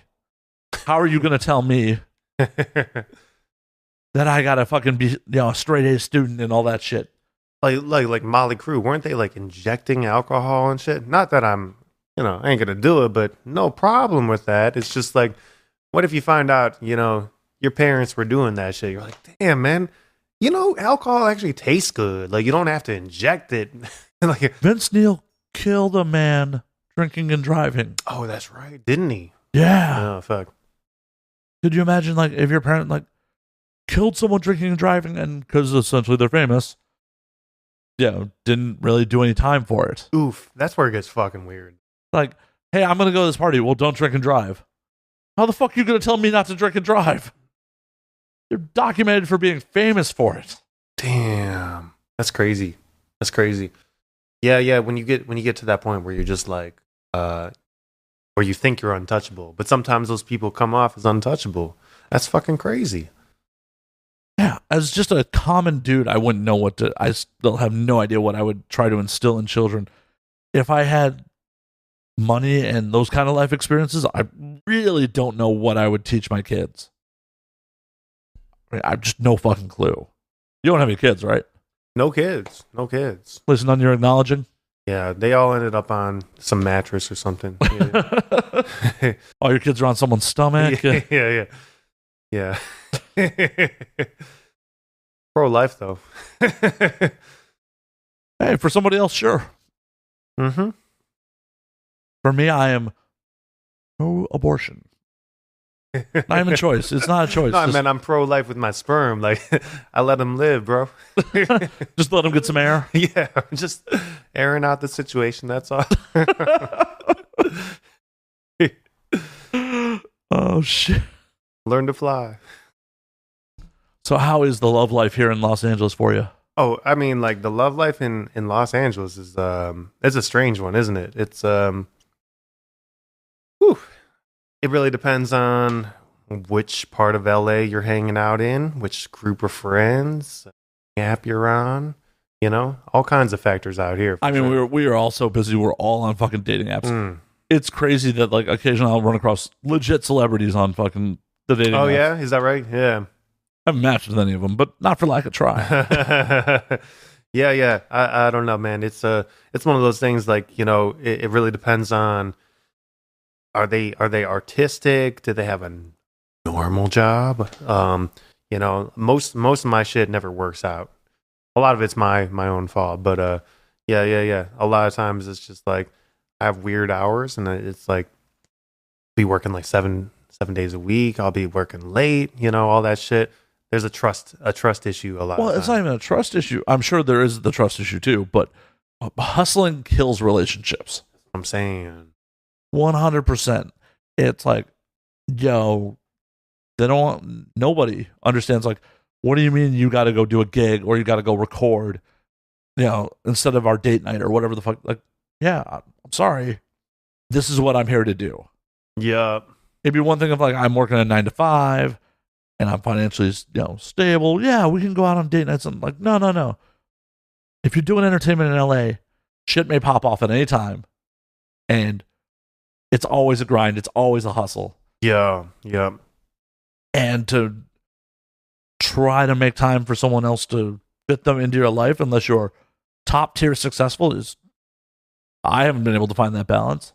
I mean, there's some people that get off with that whole temporary unspoken understandings and shit. Like, they just you come to find out that they were doing their damn thing, and you're like, well, I'm gonna do my damn thing, and it's like, but hey, that shit will work out. That seems to be the thing out here in LA that seems to work out. I don't know, not necessarily in my experience, but there's a lot of polyamory. That seems to be the new popular thing. What I seem to encounter is a lot of ghosting. It's like a handful of dates. Ghosting. Yes. I'll hook up here and there, and then like neither one of us gets too busy, and we're never seen from again. Yeah, ghosting is a weird thing. There's the ghosting is really weird. It's very strange to me. It's just like you start having like a build up, right? You start getting more and more like conversation momentum going on, and then it's like, oh, should we meet up? Should we hang out? And then it's like, hello. It's like it's all over. And then when you just like look back at it, and you're like, that was the span of 3 weeks that we were texting or whatever it was. Like, what happened? Was I not witty enough? Like, did I wait too many times, like too many hours to text you back? Like, are you that needy, or did I text you too much, or like, how's that shit? Did I wait too long to try to meet up in person? All kinds of weird shit. Yeah. That's why I don't even lose any sleep on it. Like, I'm with you on that though, but because I've been in like that big fucking build up, and then you're like, hey, let's finally meet up, and it's just like, oh shit. Actually, you're more entertaining when we're just typing and shit. Like, can we just keep it that way? Like, because we don't even like the same things. You're a coffee drinker, I'm a tea drinker. Like, and fuck, I gotta go to this make believe session right now. I'll see you later. I'll text you later though. I don't know, man. It's just dating out here is definitely fucking strange. I'll just say that I feel like I've seen it all at this point, or experienced most of it. Yeah, just like from different cultures, different from the Beverly Hills chick to the girl coming out of like the former ghetto in Northeast LA, who still lives over there and saw her neighborhood change, to like the typical transplant that is from the Midwest or the East Coast or some shit, and just thinks they know everything about this town. You know what I mean? Like I've kind of been through all the experiences. I just find that like I just let people talk. I let them like do their thing and be you. I'm gonna be me, and we'll just we'll see what happens here. If it works out, it works out. Yeah. Be transparent. Don't be a ghost, but be transparent. Right. You know what I'm saying? Right. Don't be an apparition. Admit, hey, I got other shit going on. And if someone gets upset that you have other shit in your life going on besides them, you probably don't want to be with them in the first place. That's true, though. Yeah, there is a little bit that little strange little undercover jealousy, or just like, yeah. If you're doing something like, I had a boy of mine that like he's doing some big things, and like, yeah, his girl was just trying to play him hard. And it's like, damn, that shit sucks, man. Because you see it from the outside, and you're like trying to tell him, you're like, dude, she sees the plaques on your walls, bro. She's trying to she's just trying to get in with like all the shit you're doing. She doesn't know about the work you're putting in. Well, and I feel like that sort of shit is why a lot of celebrities end up like fucking lonely and miserable, because they don't know who they can fucking trust. Oh yeah, that's the worst thing about like really rising to that level, for sure. Yeah, man. And then that's why I guess that I always used to wonder. I'm like, why do famous people always fuck with other famous people? Like that shit never works. But like I get it. It's like you need somebody that you totally relate to, or whatever, or have some type of an understanding of like, we are both fucking living crazy lives. So right, and I can trust you. You're not just in this to make yourself more famous or go after my money or all the other fucking trappings of why someone may just want to, be with a celebrity. Mm-hmm. Like, you understand the life. So of just like, oh, you're hot. It's nuts. Yeah. I mean, I think it's important to, it's like if you're lucky that you have like somebody cool and it lasts a long time, that they saw you from the start, that's an amazing thing. You know what I mean? I remember back in the day when I was like walking around with fucking like square pockets, I would have like a CD in my fucking pocket, like handing my shit out, like, hey, you want to check out my shit? And like, you know, if I was with somebody back then that was actually chill and like they saw me come up, that might be like an interesting longevity to it. You know what I mean? But nowadays it's like that's all gone. That's all gone. I guess I could pretend to be struggling like that and poor and try and meet somebody and then just be like, hey, what up? Actually, this is what I do, you know? The problem with that is every girl you met on meet's like, you got an Instagram? You're gonna start with the poor Geoffro Instagram. Yeah, that's what I'm saying though. Like it would be an interesting experience, you know. Like, but then you're starting it off on lies, and that's not healthy for the long term either. That's true. I mean, but like it could be interesting. You know, I could like, you know, maybe I could rent a second shitty apartment, you know, like somewhere like in the lower ends of Koreatown. Invite her over there a couple times. Be like, yo, I'm not gonna see you for a month because you know, I gotta make this money. And then next time she comes over, I'm like, check out my penthouse. It's like the undercover boss of dating. That'd be amazing though. Like if you could pull that shit off, somebody could definitely pull that shit off over here. It's just, I think we just came up with a reality show pitch. Yes. Undercover dating, that's pretty good. We'll see if we can top that one. That's pretty good though. Yeah. Just got to figure out how, like, what would you pitch it like to explain the camera crew? Like, oh, well, we're just on a dating reality show. even like what you're wearing too. It's like you're just like wearing like hand-me-down Goodwill stuff. Like, you know, it's too short. Like it's too short in a watch. Yeah, because that's a true judge if someone's got something going on. It's like you could be dressed like shit, but if you got a nice watch, you're like, but oh, it can't be too shitty though. You know what I mean? It's got to be like this healthy balance of like they don't feel too, because everybody's gonna have that little. I live in LA. Like I know I'm poor, but like this motherfucker is super poor. I can't be outside with him. I have dreams and aspirations too. You know, but like, you know, just enough to like. Yeah, okay, I'll go over to his house. He's charming. Oh, shit, he's only got a stool and that air mattress over there. Some hand-me-down furniture. His laptop is from 2008, you know, fucking PC, piece of shit, you know. It's all good. I'll give him a chance. 1 month later. Dun, dun, dun. You want to come back over? No, I moved. Let me call you a ride, girl. Yeah. I got let me call you Uber Pool, you know, because you want to play it humble. You don't want to spoil this prize by just giving her that lift, fucking direct ride. She's got to struggle with the strangers and then show up. It's got to be that Uber Pool that you got to walk to. Yes. Yeah, man. Like, I'm not going to even spend the extra $1 for it to come to your house. You got to walk a block to get it. Yeah. It's still got to be like a little bit like, oh, what's this mystery? Where's this going to end up? And especially if you were taken to a spot downtown, because parts of downtown are still kind of sketchy. Oh, yeah. There's a lot to work with. Yeah. You're like, oh, man, was he living by Skid Row? What the And then all of a sudden, like, what the fuck? Damn it. Did he go to a tent? Weird tent sex. Oh, have you ever had it? Tent sex is weird, man, because everybody hears your shit. No, I've never had tent sex. Like, I'm not a camping dude, urban or otherwise. Really? Urban or otherwise? Yeah. I've been in the desert before, and I was like, kind of like with a bunch of people, and like we're not like tents are touching tents and stuff, but like tents are close, and it's only a little piece of fabric, right? Yeah, there's and it's the desert, and there's rocks and open air and sound travels, you know.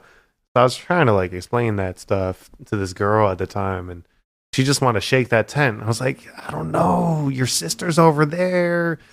My good friend's over there with his wife. They're trying to sleep. Everybody's trying to sleep. Can we just wait till a better opportunity arises? You know, this tent thing is just like, you know, it's a little sketchy. It's like there's no way to hide it. You know, you're fucking adults. There's no reason to hide it. Yeah. Exactly. But I just meant like, you know, I ain't trying to be like putting on a show where everybody hears it. Like, what are we gonna say? We had a scorpion in our tent. You know, we were trying to stomp on it for like 30 minutes. Fuck it. You should just gone for it. Just gone for it. We're adults. Everyone knows everyone else is fucking. Her sister should be happy she's getting laid. Yeah. There's no shame in that. Like, fuck it, man. You're right. You're right.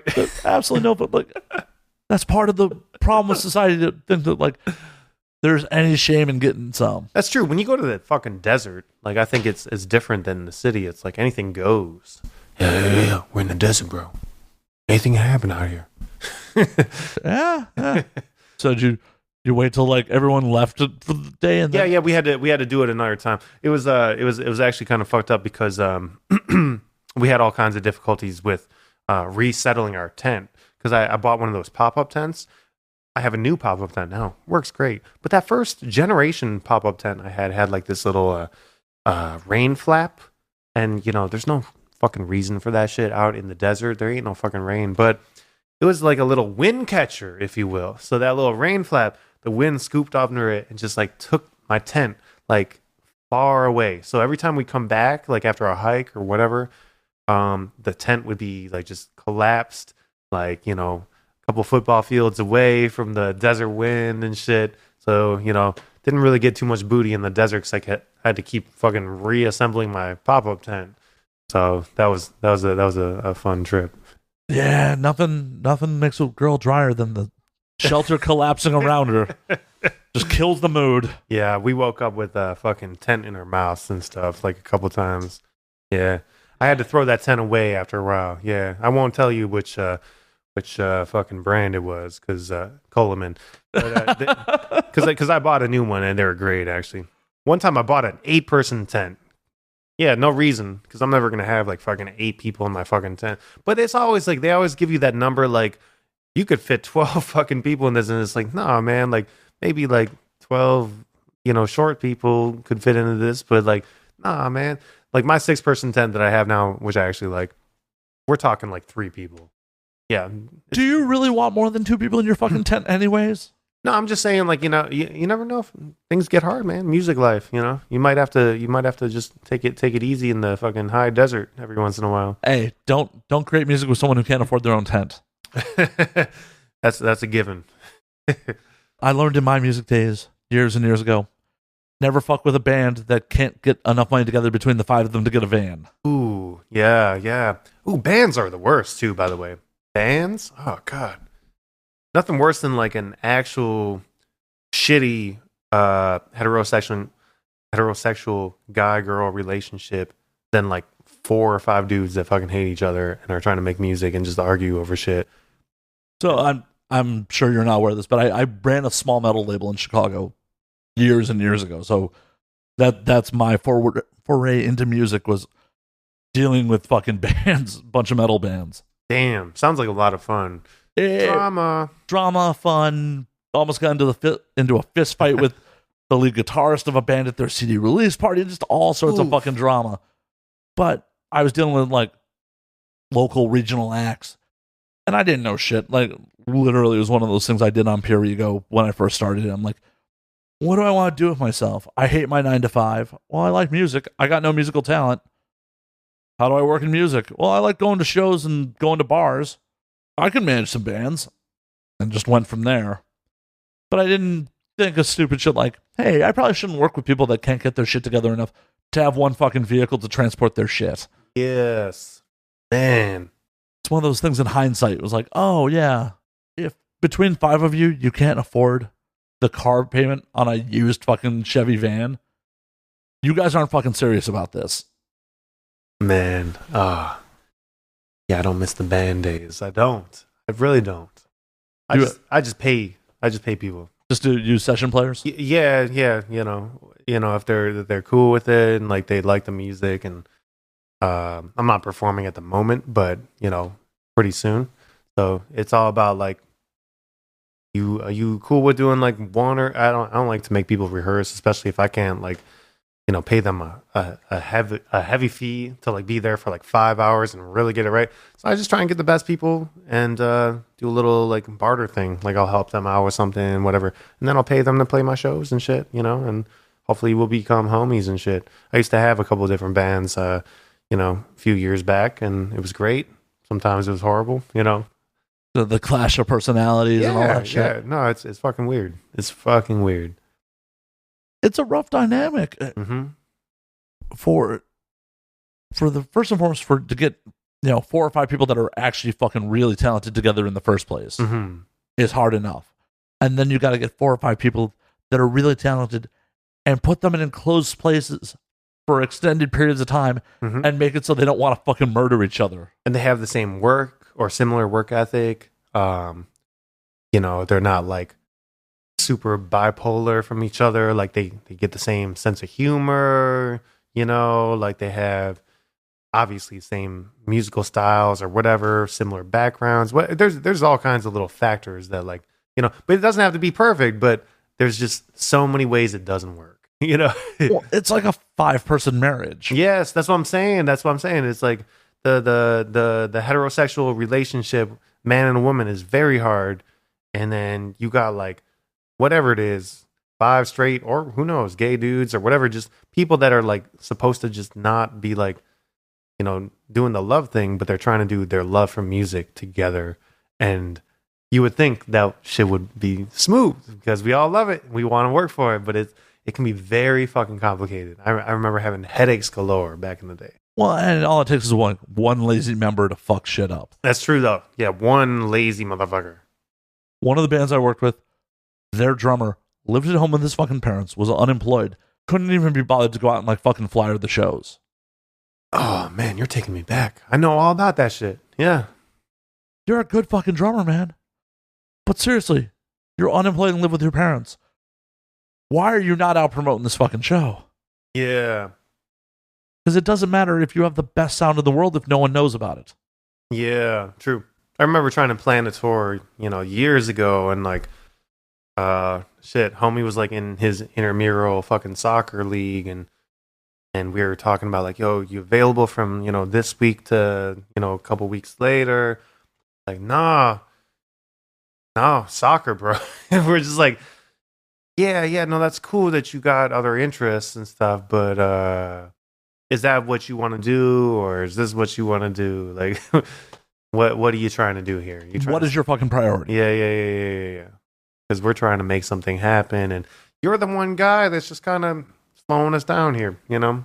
Yeah, and trying to find 4 or 5 dudes that legit want to make it happen. And I'm amazed that it comes together as often as it does. Right. That's the biggest thing. Whenever I, like, you know, like Kings of Leon, remember that shit? Yeah. They were all cousins, right? Or like maybe 3 cousins and a brother. Something like that. Yeah. Or Chevelle was like 3 brothers, right? Oh, shit. I remember them, too. They're like were they from Chicago or? Yeah, like little Chicago burbs. Okay. Yeah. Bands like that, too. And like, I remember the Kings, like, they would always get into little things and stuff. They were always fighting and shit. But they were like so close, you know, like, and that's different, too. I guess you got like more common interests because you saw a lot of shit growing up. My hat is always off to people that can fucking pull that off first. That's the first thing I think about. I'm like, yeah, your songs are dope. Do they like each other? Right? Do you get to the point where it's Metallica and they all have separate tour buses because there's too much money in Metallica to stop playing Metallica? That's so crazy, though. If you look back at the history of the Metallica situation, and then when they have that documentary, Some Kind of Monster, yeah, where like, you know, they're talking about like their finances, and like I remember being like super broke and just like watching that, like, man, those are some problems, fellas. Look at you with your fucking documentary right now. Like, damn, I feel bad for you. Can I donate? Right. It's just like there's too much money involved with this for us to stop doing it. And that's another crazy problem. Just be like, the amount of money on the line that I have to be around people I fucking despise to do something creative with because there's just so much money on the fucking line. It's fucking nuts. I mean, it's a unique problem to have. First world rich people problems, successful rock star shit. Right. It just blows my mind. You know who's a dope ass fucking humble ass motherfucker? Lenny Kravitz. Really? Yeah. I got to meet him one time randomly. Never got to work with him really, but actually have a funny story with him. But yeah, he was just like I was at some session out in the Bahamas, and I got to like work with I was out there working with CeeLo. You familiar with CeeLo? Yeah. All right, yeah.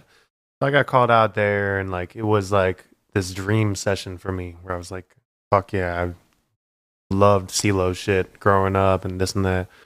But it was very chaotic because there was just like a lot of A-list producers and shit coming up, and Pharrell came by. So like I was sort of being like pushed over, like, nobody knows who the fuck I am. But did my best, stuck around. People were, for the most part, very chill. And one of the last days, we're out in the Bahamas, right? So Lenny lives out there on like this one particular island.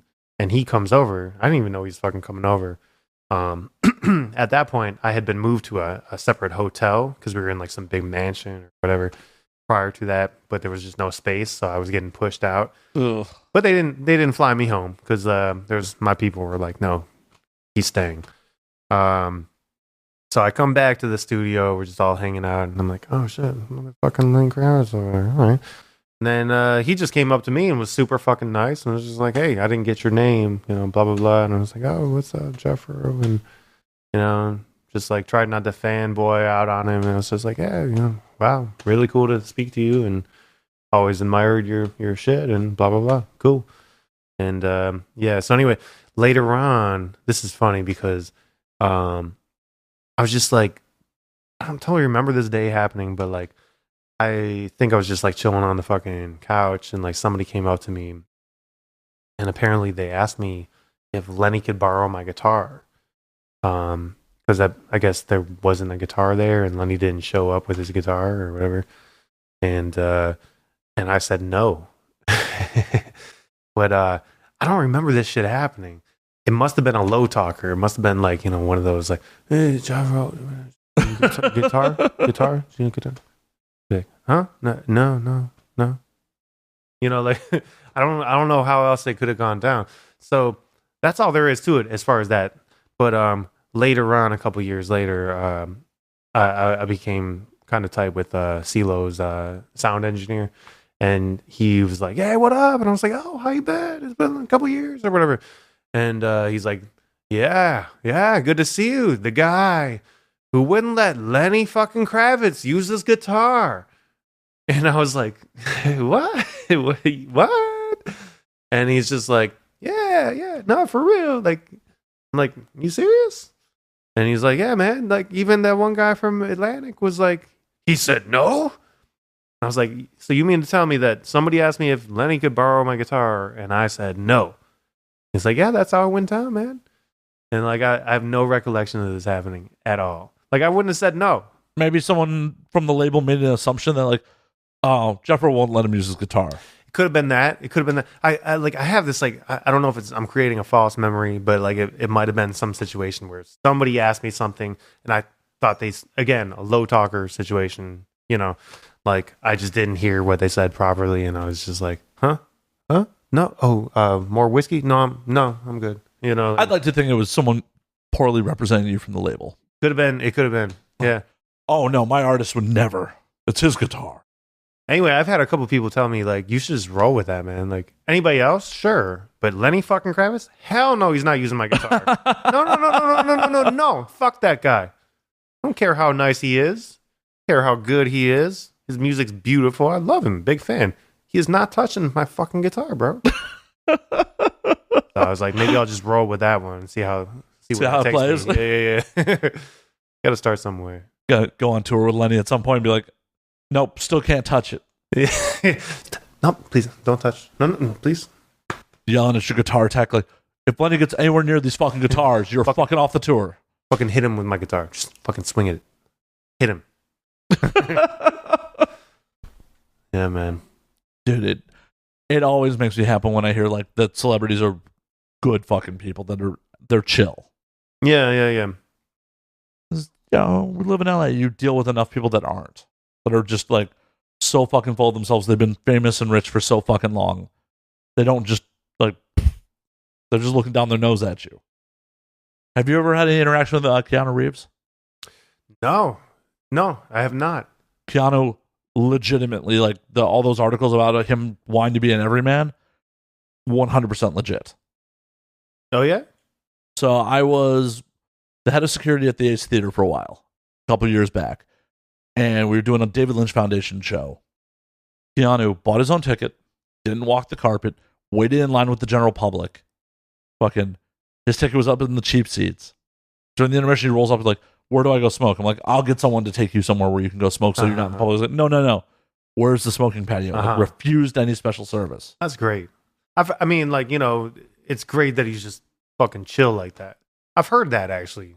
Well, I had heard it too, but when you see shit on Facebook or from someone's publicist, right? Like, okay, yeah. That's what they're trying to present, but to experience it, yeah, firsthand, yeah, that's fucking great. Yeah, and you're like just super chill. Like, more celebrities need to do that shit. Yeah.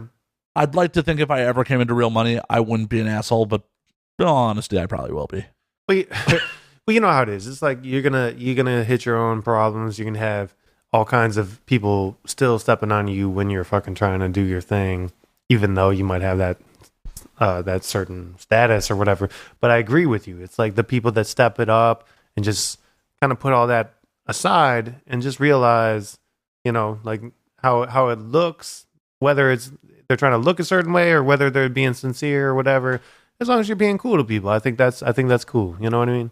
It's like we love you even more for that shit. 100%. Yeah. Even if you're super fucking talented, there is a degree of luck that got you to where you are. I think there is. Yeah. I feel like that's the final factor. Yeah. There's that be prepared for any unexpected opportunity shit, which is very important. And then the luck is all the shit that you really can't control, like the politics, the meetings behind closed doors, whatever it is. Right. Someone who is a gatekeeper just deciding that they like you. Yeah.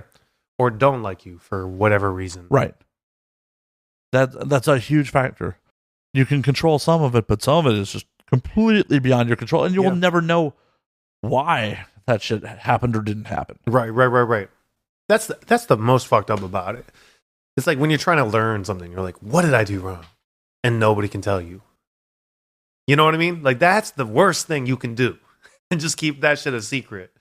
But that's how this industry works. No one's going to call you up and be like, you know why you bombed that audition? Well, yeah, took a beat when you shouldn't have. Or just your shirt was untucked. Some stupid, superficial fucking thing could be it. That's true, though. And then again, that's the shit that everybody has to go through. But if you're able to rise above it, when you fucking rise above that shit and just, you know, be cool with people and be humble and whatever, fuck, man, I think that's where it's at for sure. I do too. And it takes a really fucking strong person to go through that years of rejection and then come out of it and still be a really cool fucking person. Yep. I'm with it. And I think it's worse for actors because for the most part, actors still really have to go through a lot of fucking gatekeepers.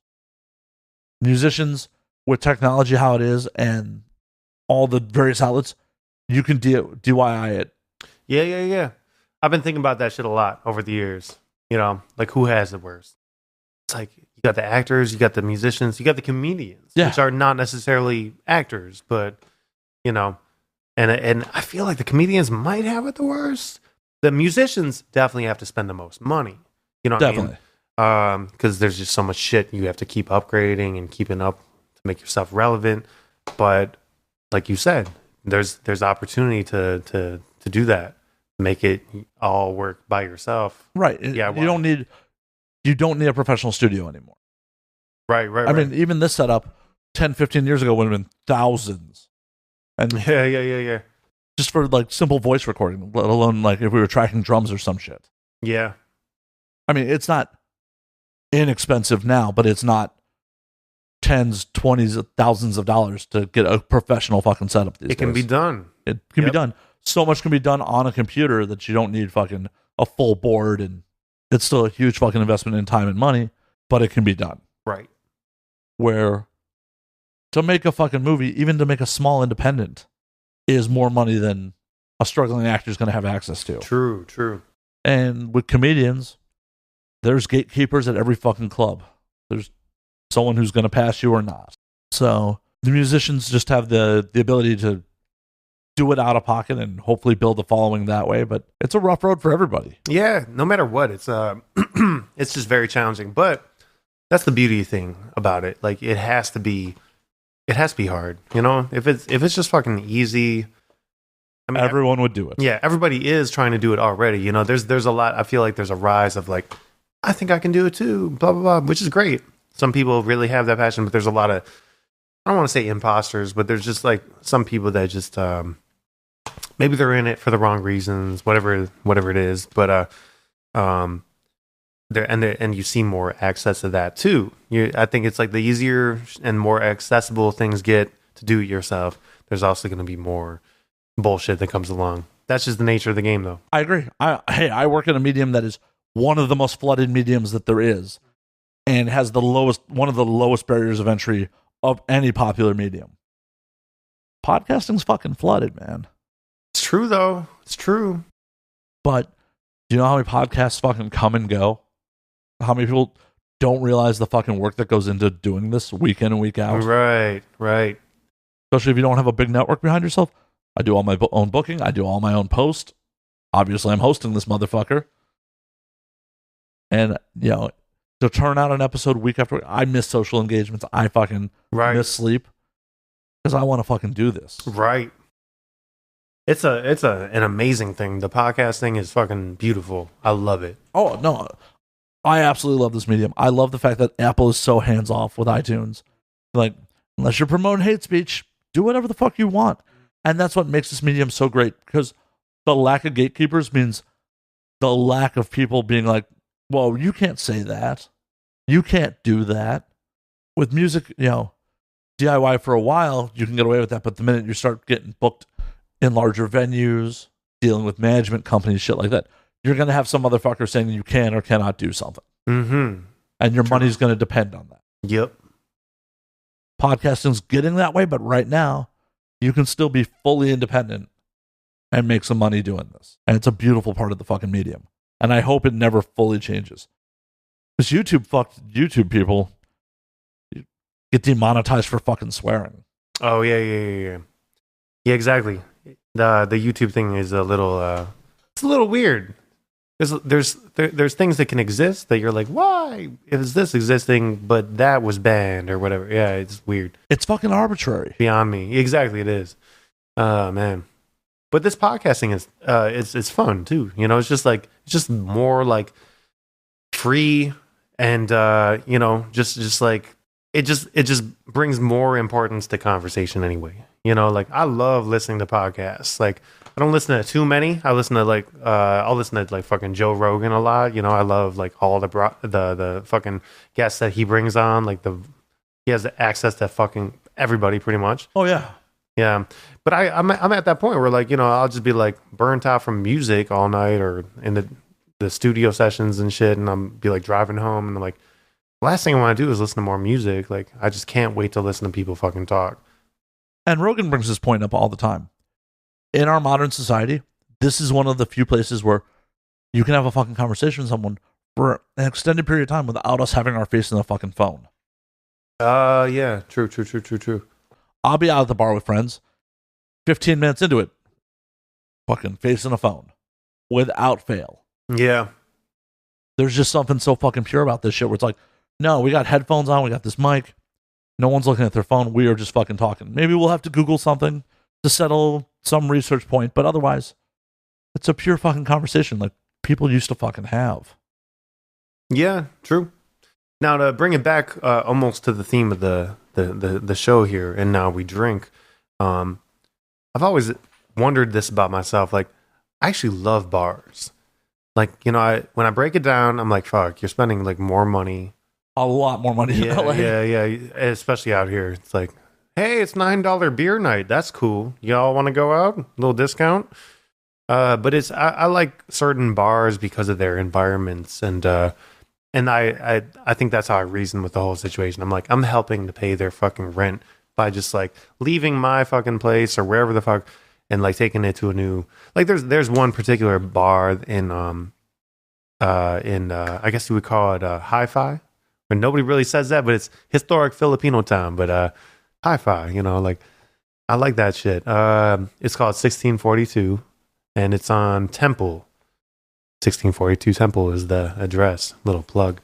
But I'm friends with all those bartenders and like I'll go to that place like by myself occasionally. Like if I'm like working like just, solo or whatever at my place, I'll be like, I need to get out. And like, if it's like too late, it's like fucking dark out and I'm like, there's no nature around, there's nothing like, I'm gonna go get a drink. I'm gonna go get some wine or some good beer and chop it up over there.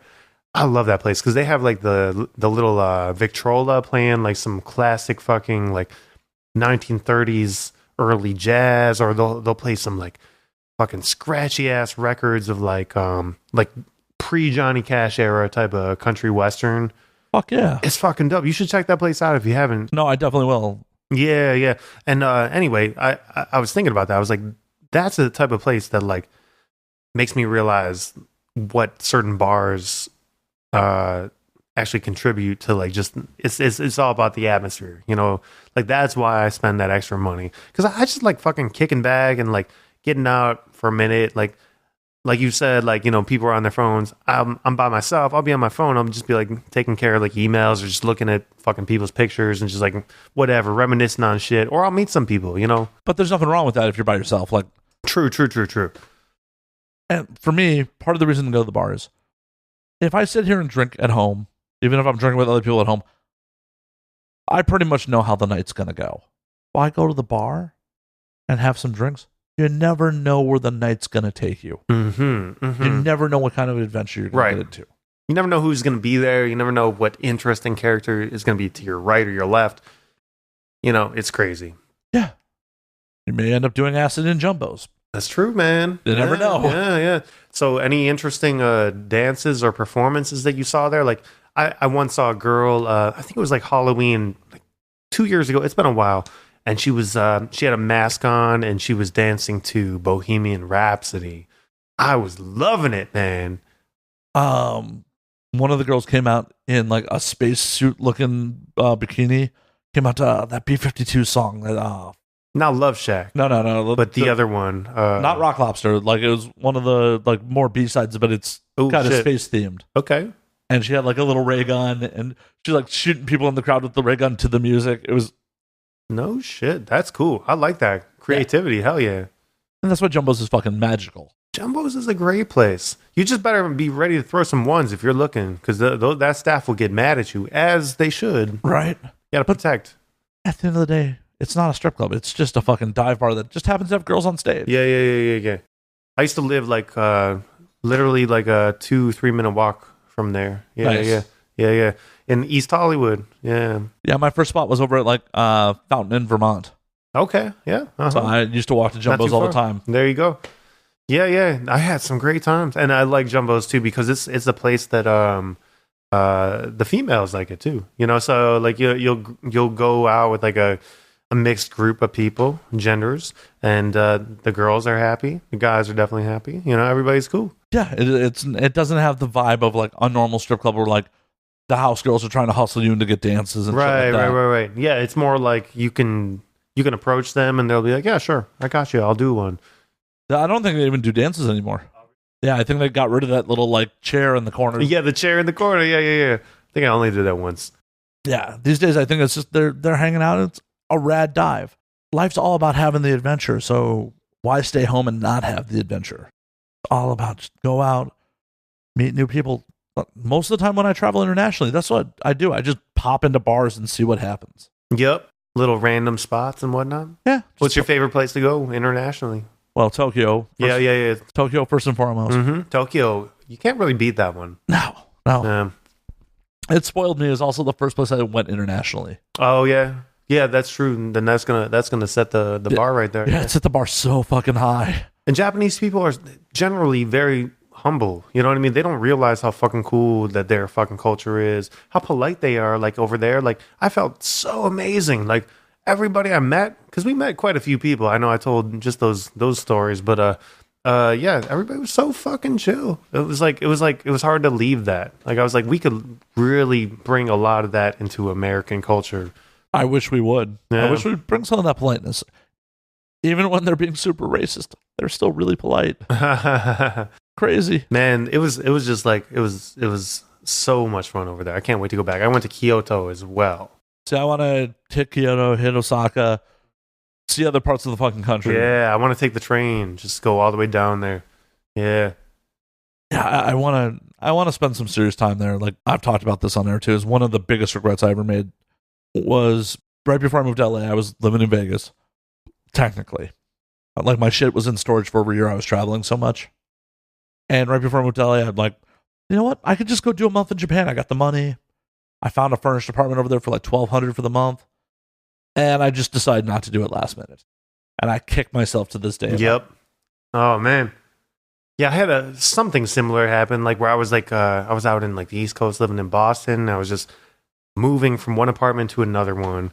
And, but I had a different type of hookup where like I could have probably flown for free and stayed in different places for free because one of my girls, or she was actually my friend first, but like she was like one of the richest people in Tokyo.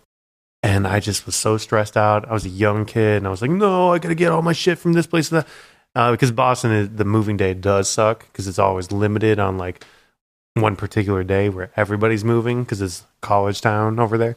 But that's the one I kicked myself. So I was like, you know, I couldn't wait to go after that fucking letdown because my friends went and I didn't go. And I was like, what the fuck was I thinking, man? I know. Never again. Man. Never again. Yeah, no, you got to jump at those opportunities. Yes. If you get opportunities to do a fucking unique experience, 100% jump at it. Yep. Yeah. I feel like you always regret the things you could have done. Right. If you tried it, it went fucking sideways. At least you tried. Well, yeah. And hopefully you got a good story out of that shit. Yeah. Yeah, because even if it was shitty, a good story. Exactly. Sometimes the shittiest fucking experiences are really the best fucking stories. Oh, yeah, especially if you learn from them. Super funny. Or, yeah, sometimes you learn.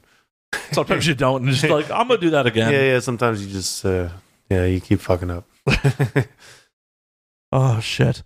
But, Geoffro, it is actually about that time. We're going to call last call on this motherfucker. Oh, snap. It's last call. Last call. Ding, ding. Yeah. Where can the audience find you on social media? Where can they find the new album and all the... So basically, you can find everything if you just look up Geoffro. And to clarify that, because I'm a G-off, there's more of us out there these days, but my parents are trying to make my name a little unique and cause a lot of trouble for me. So it's Geoffro.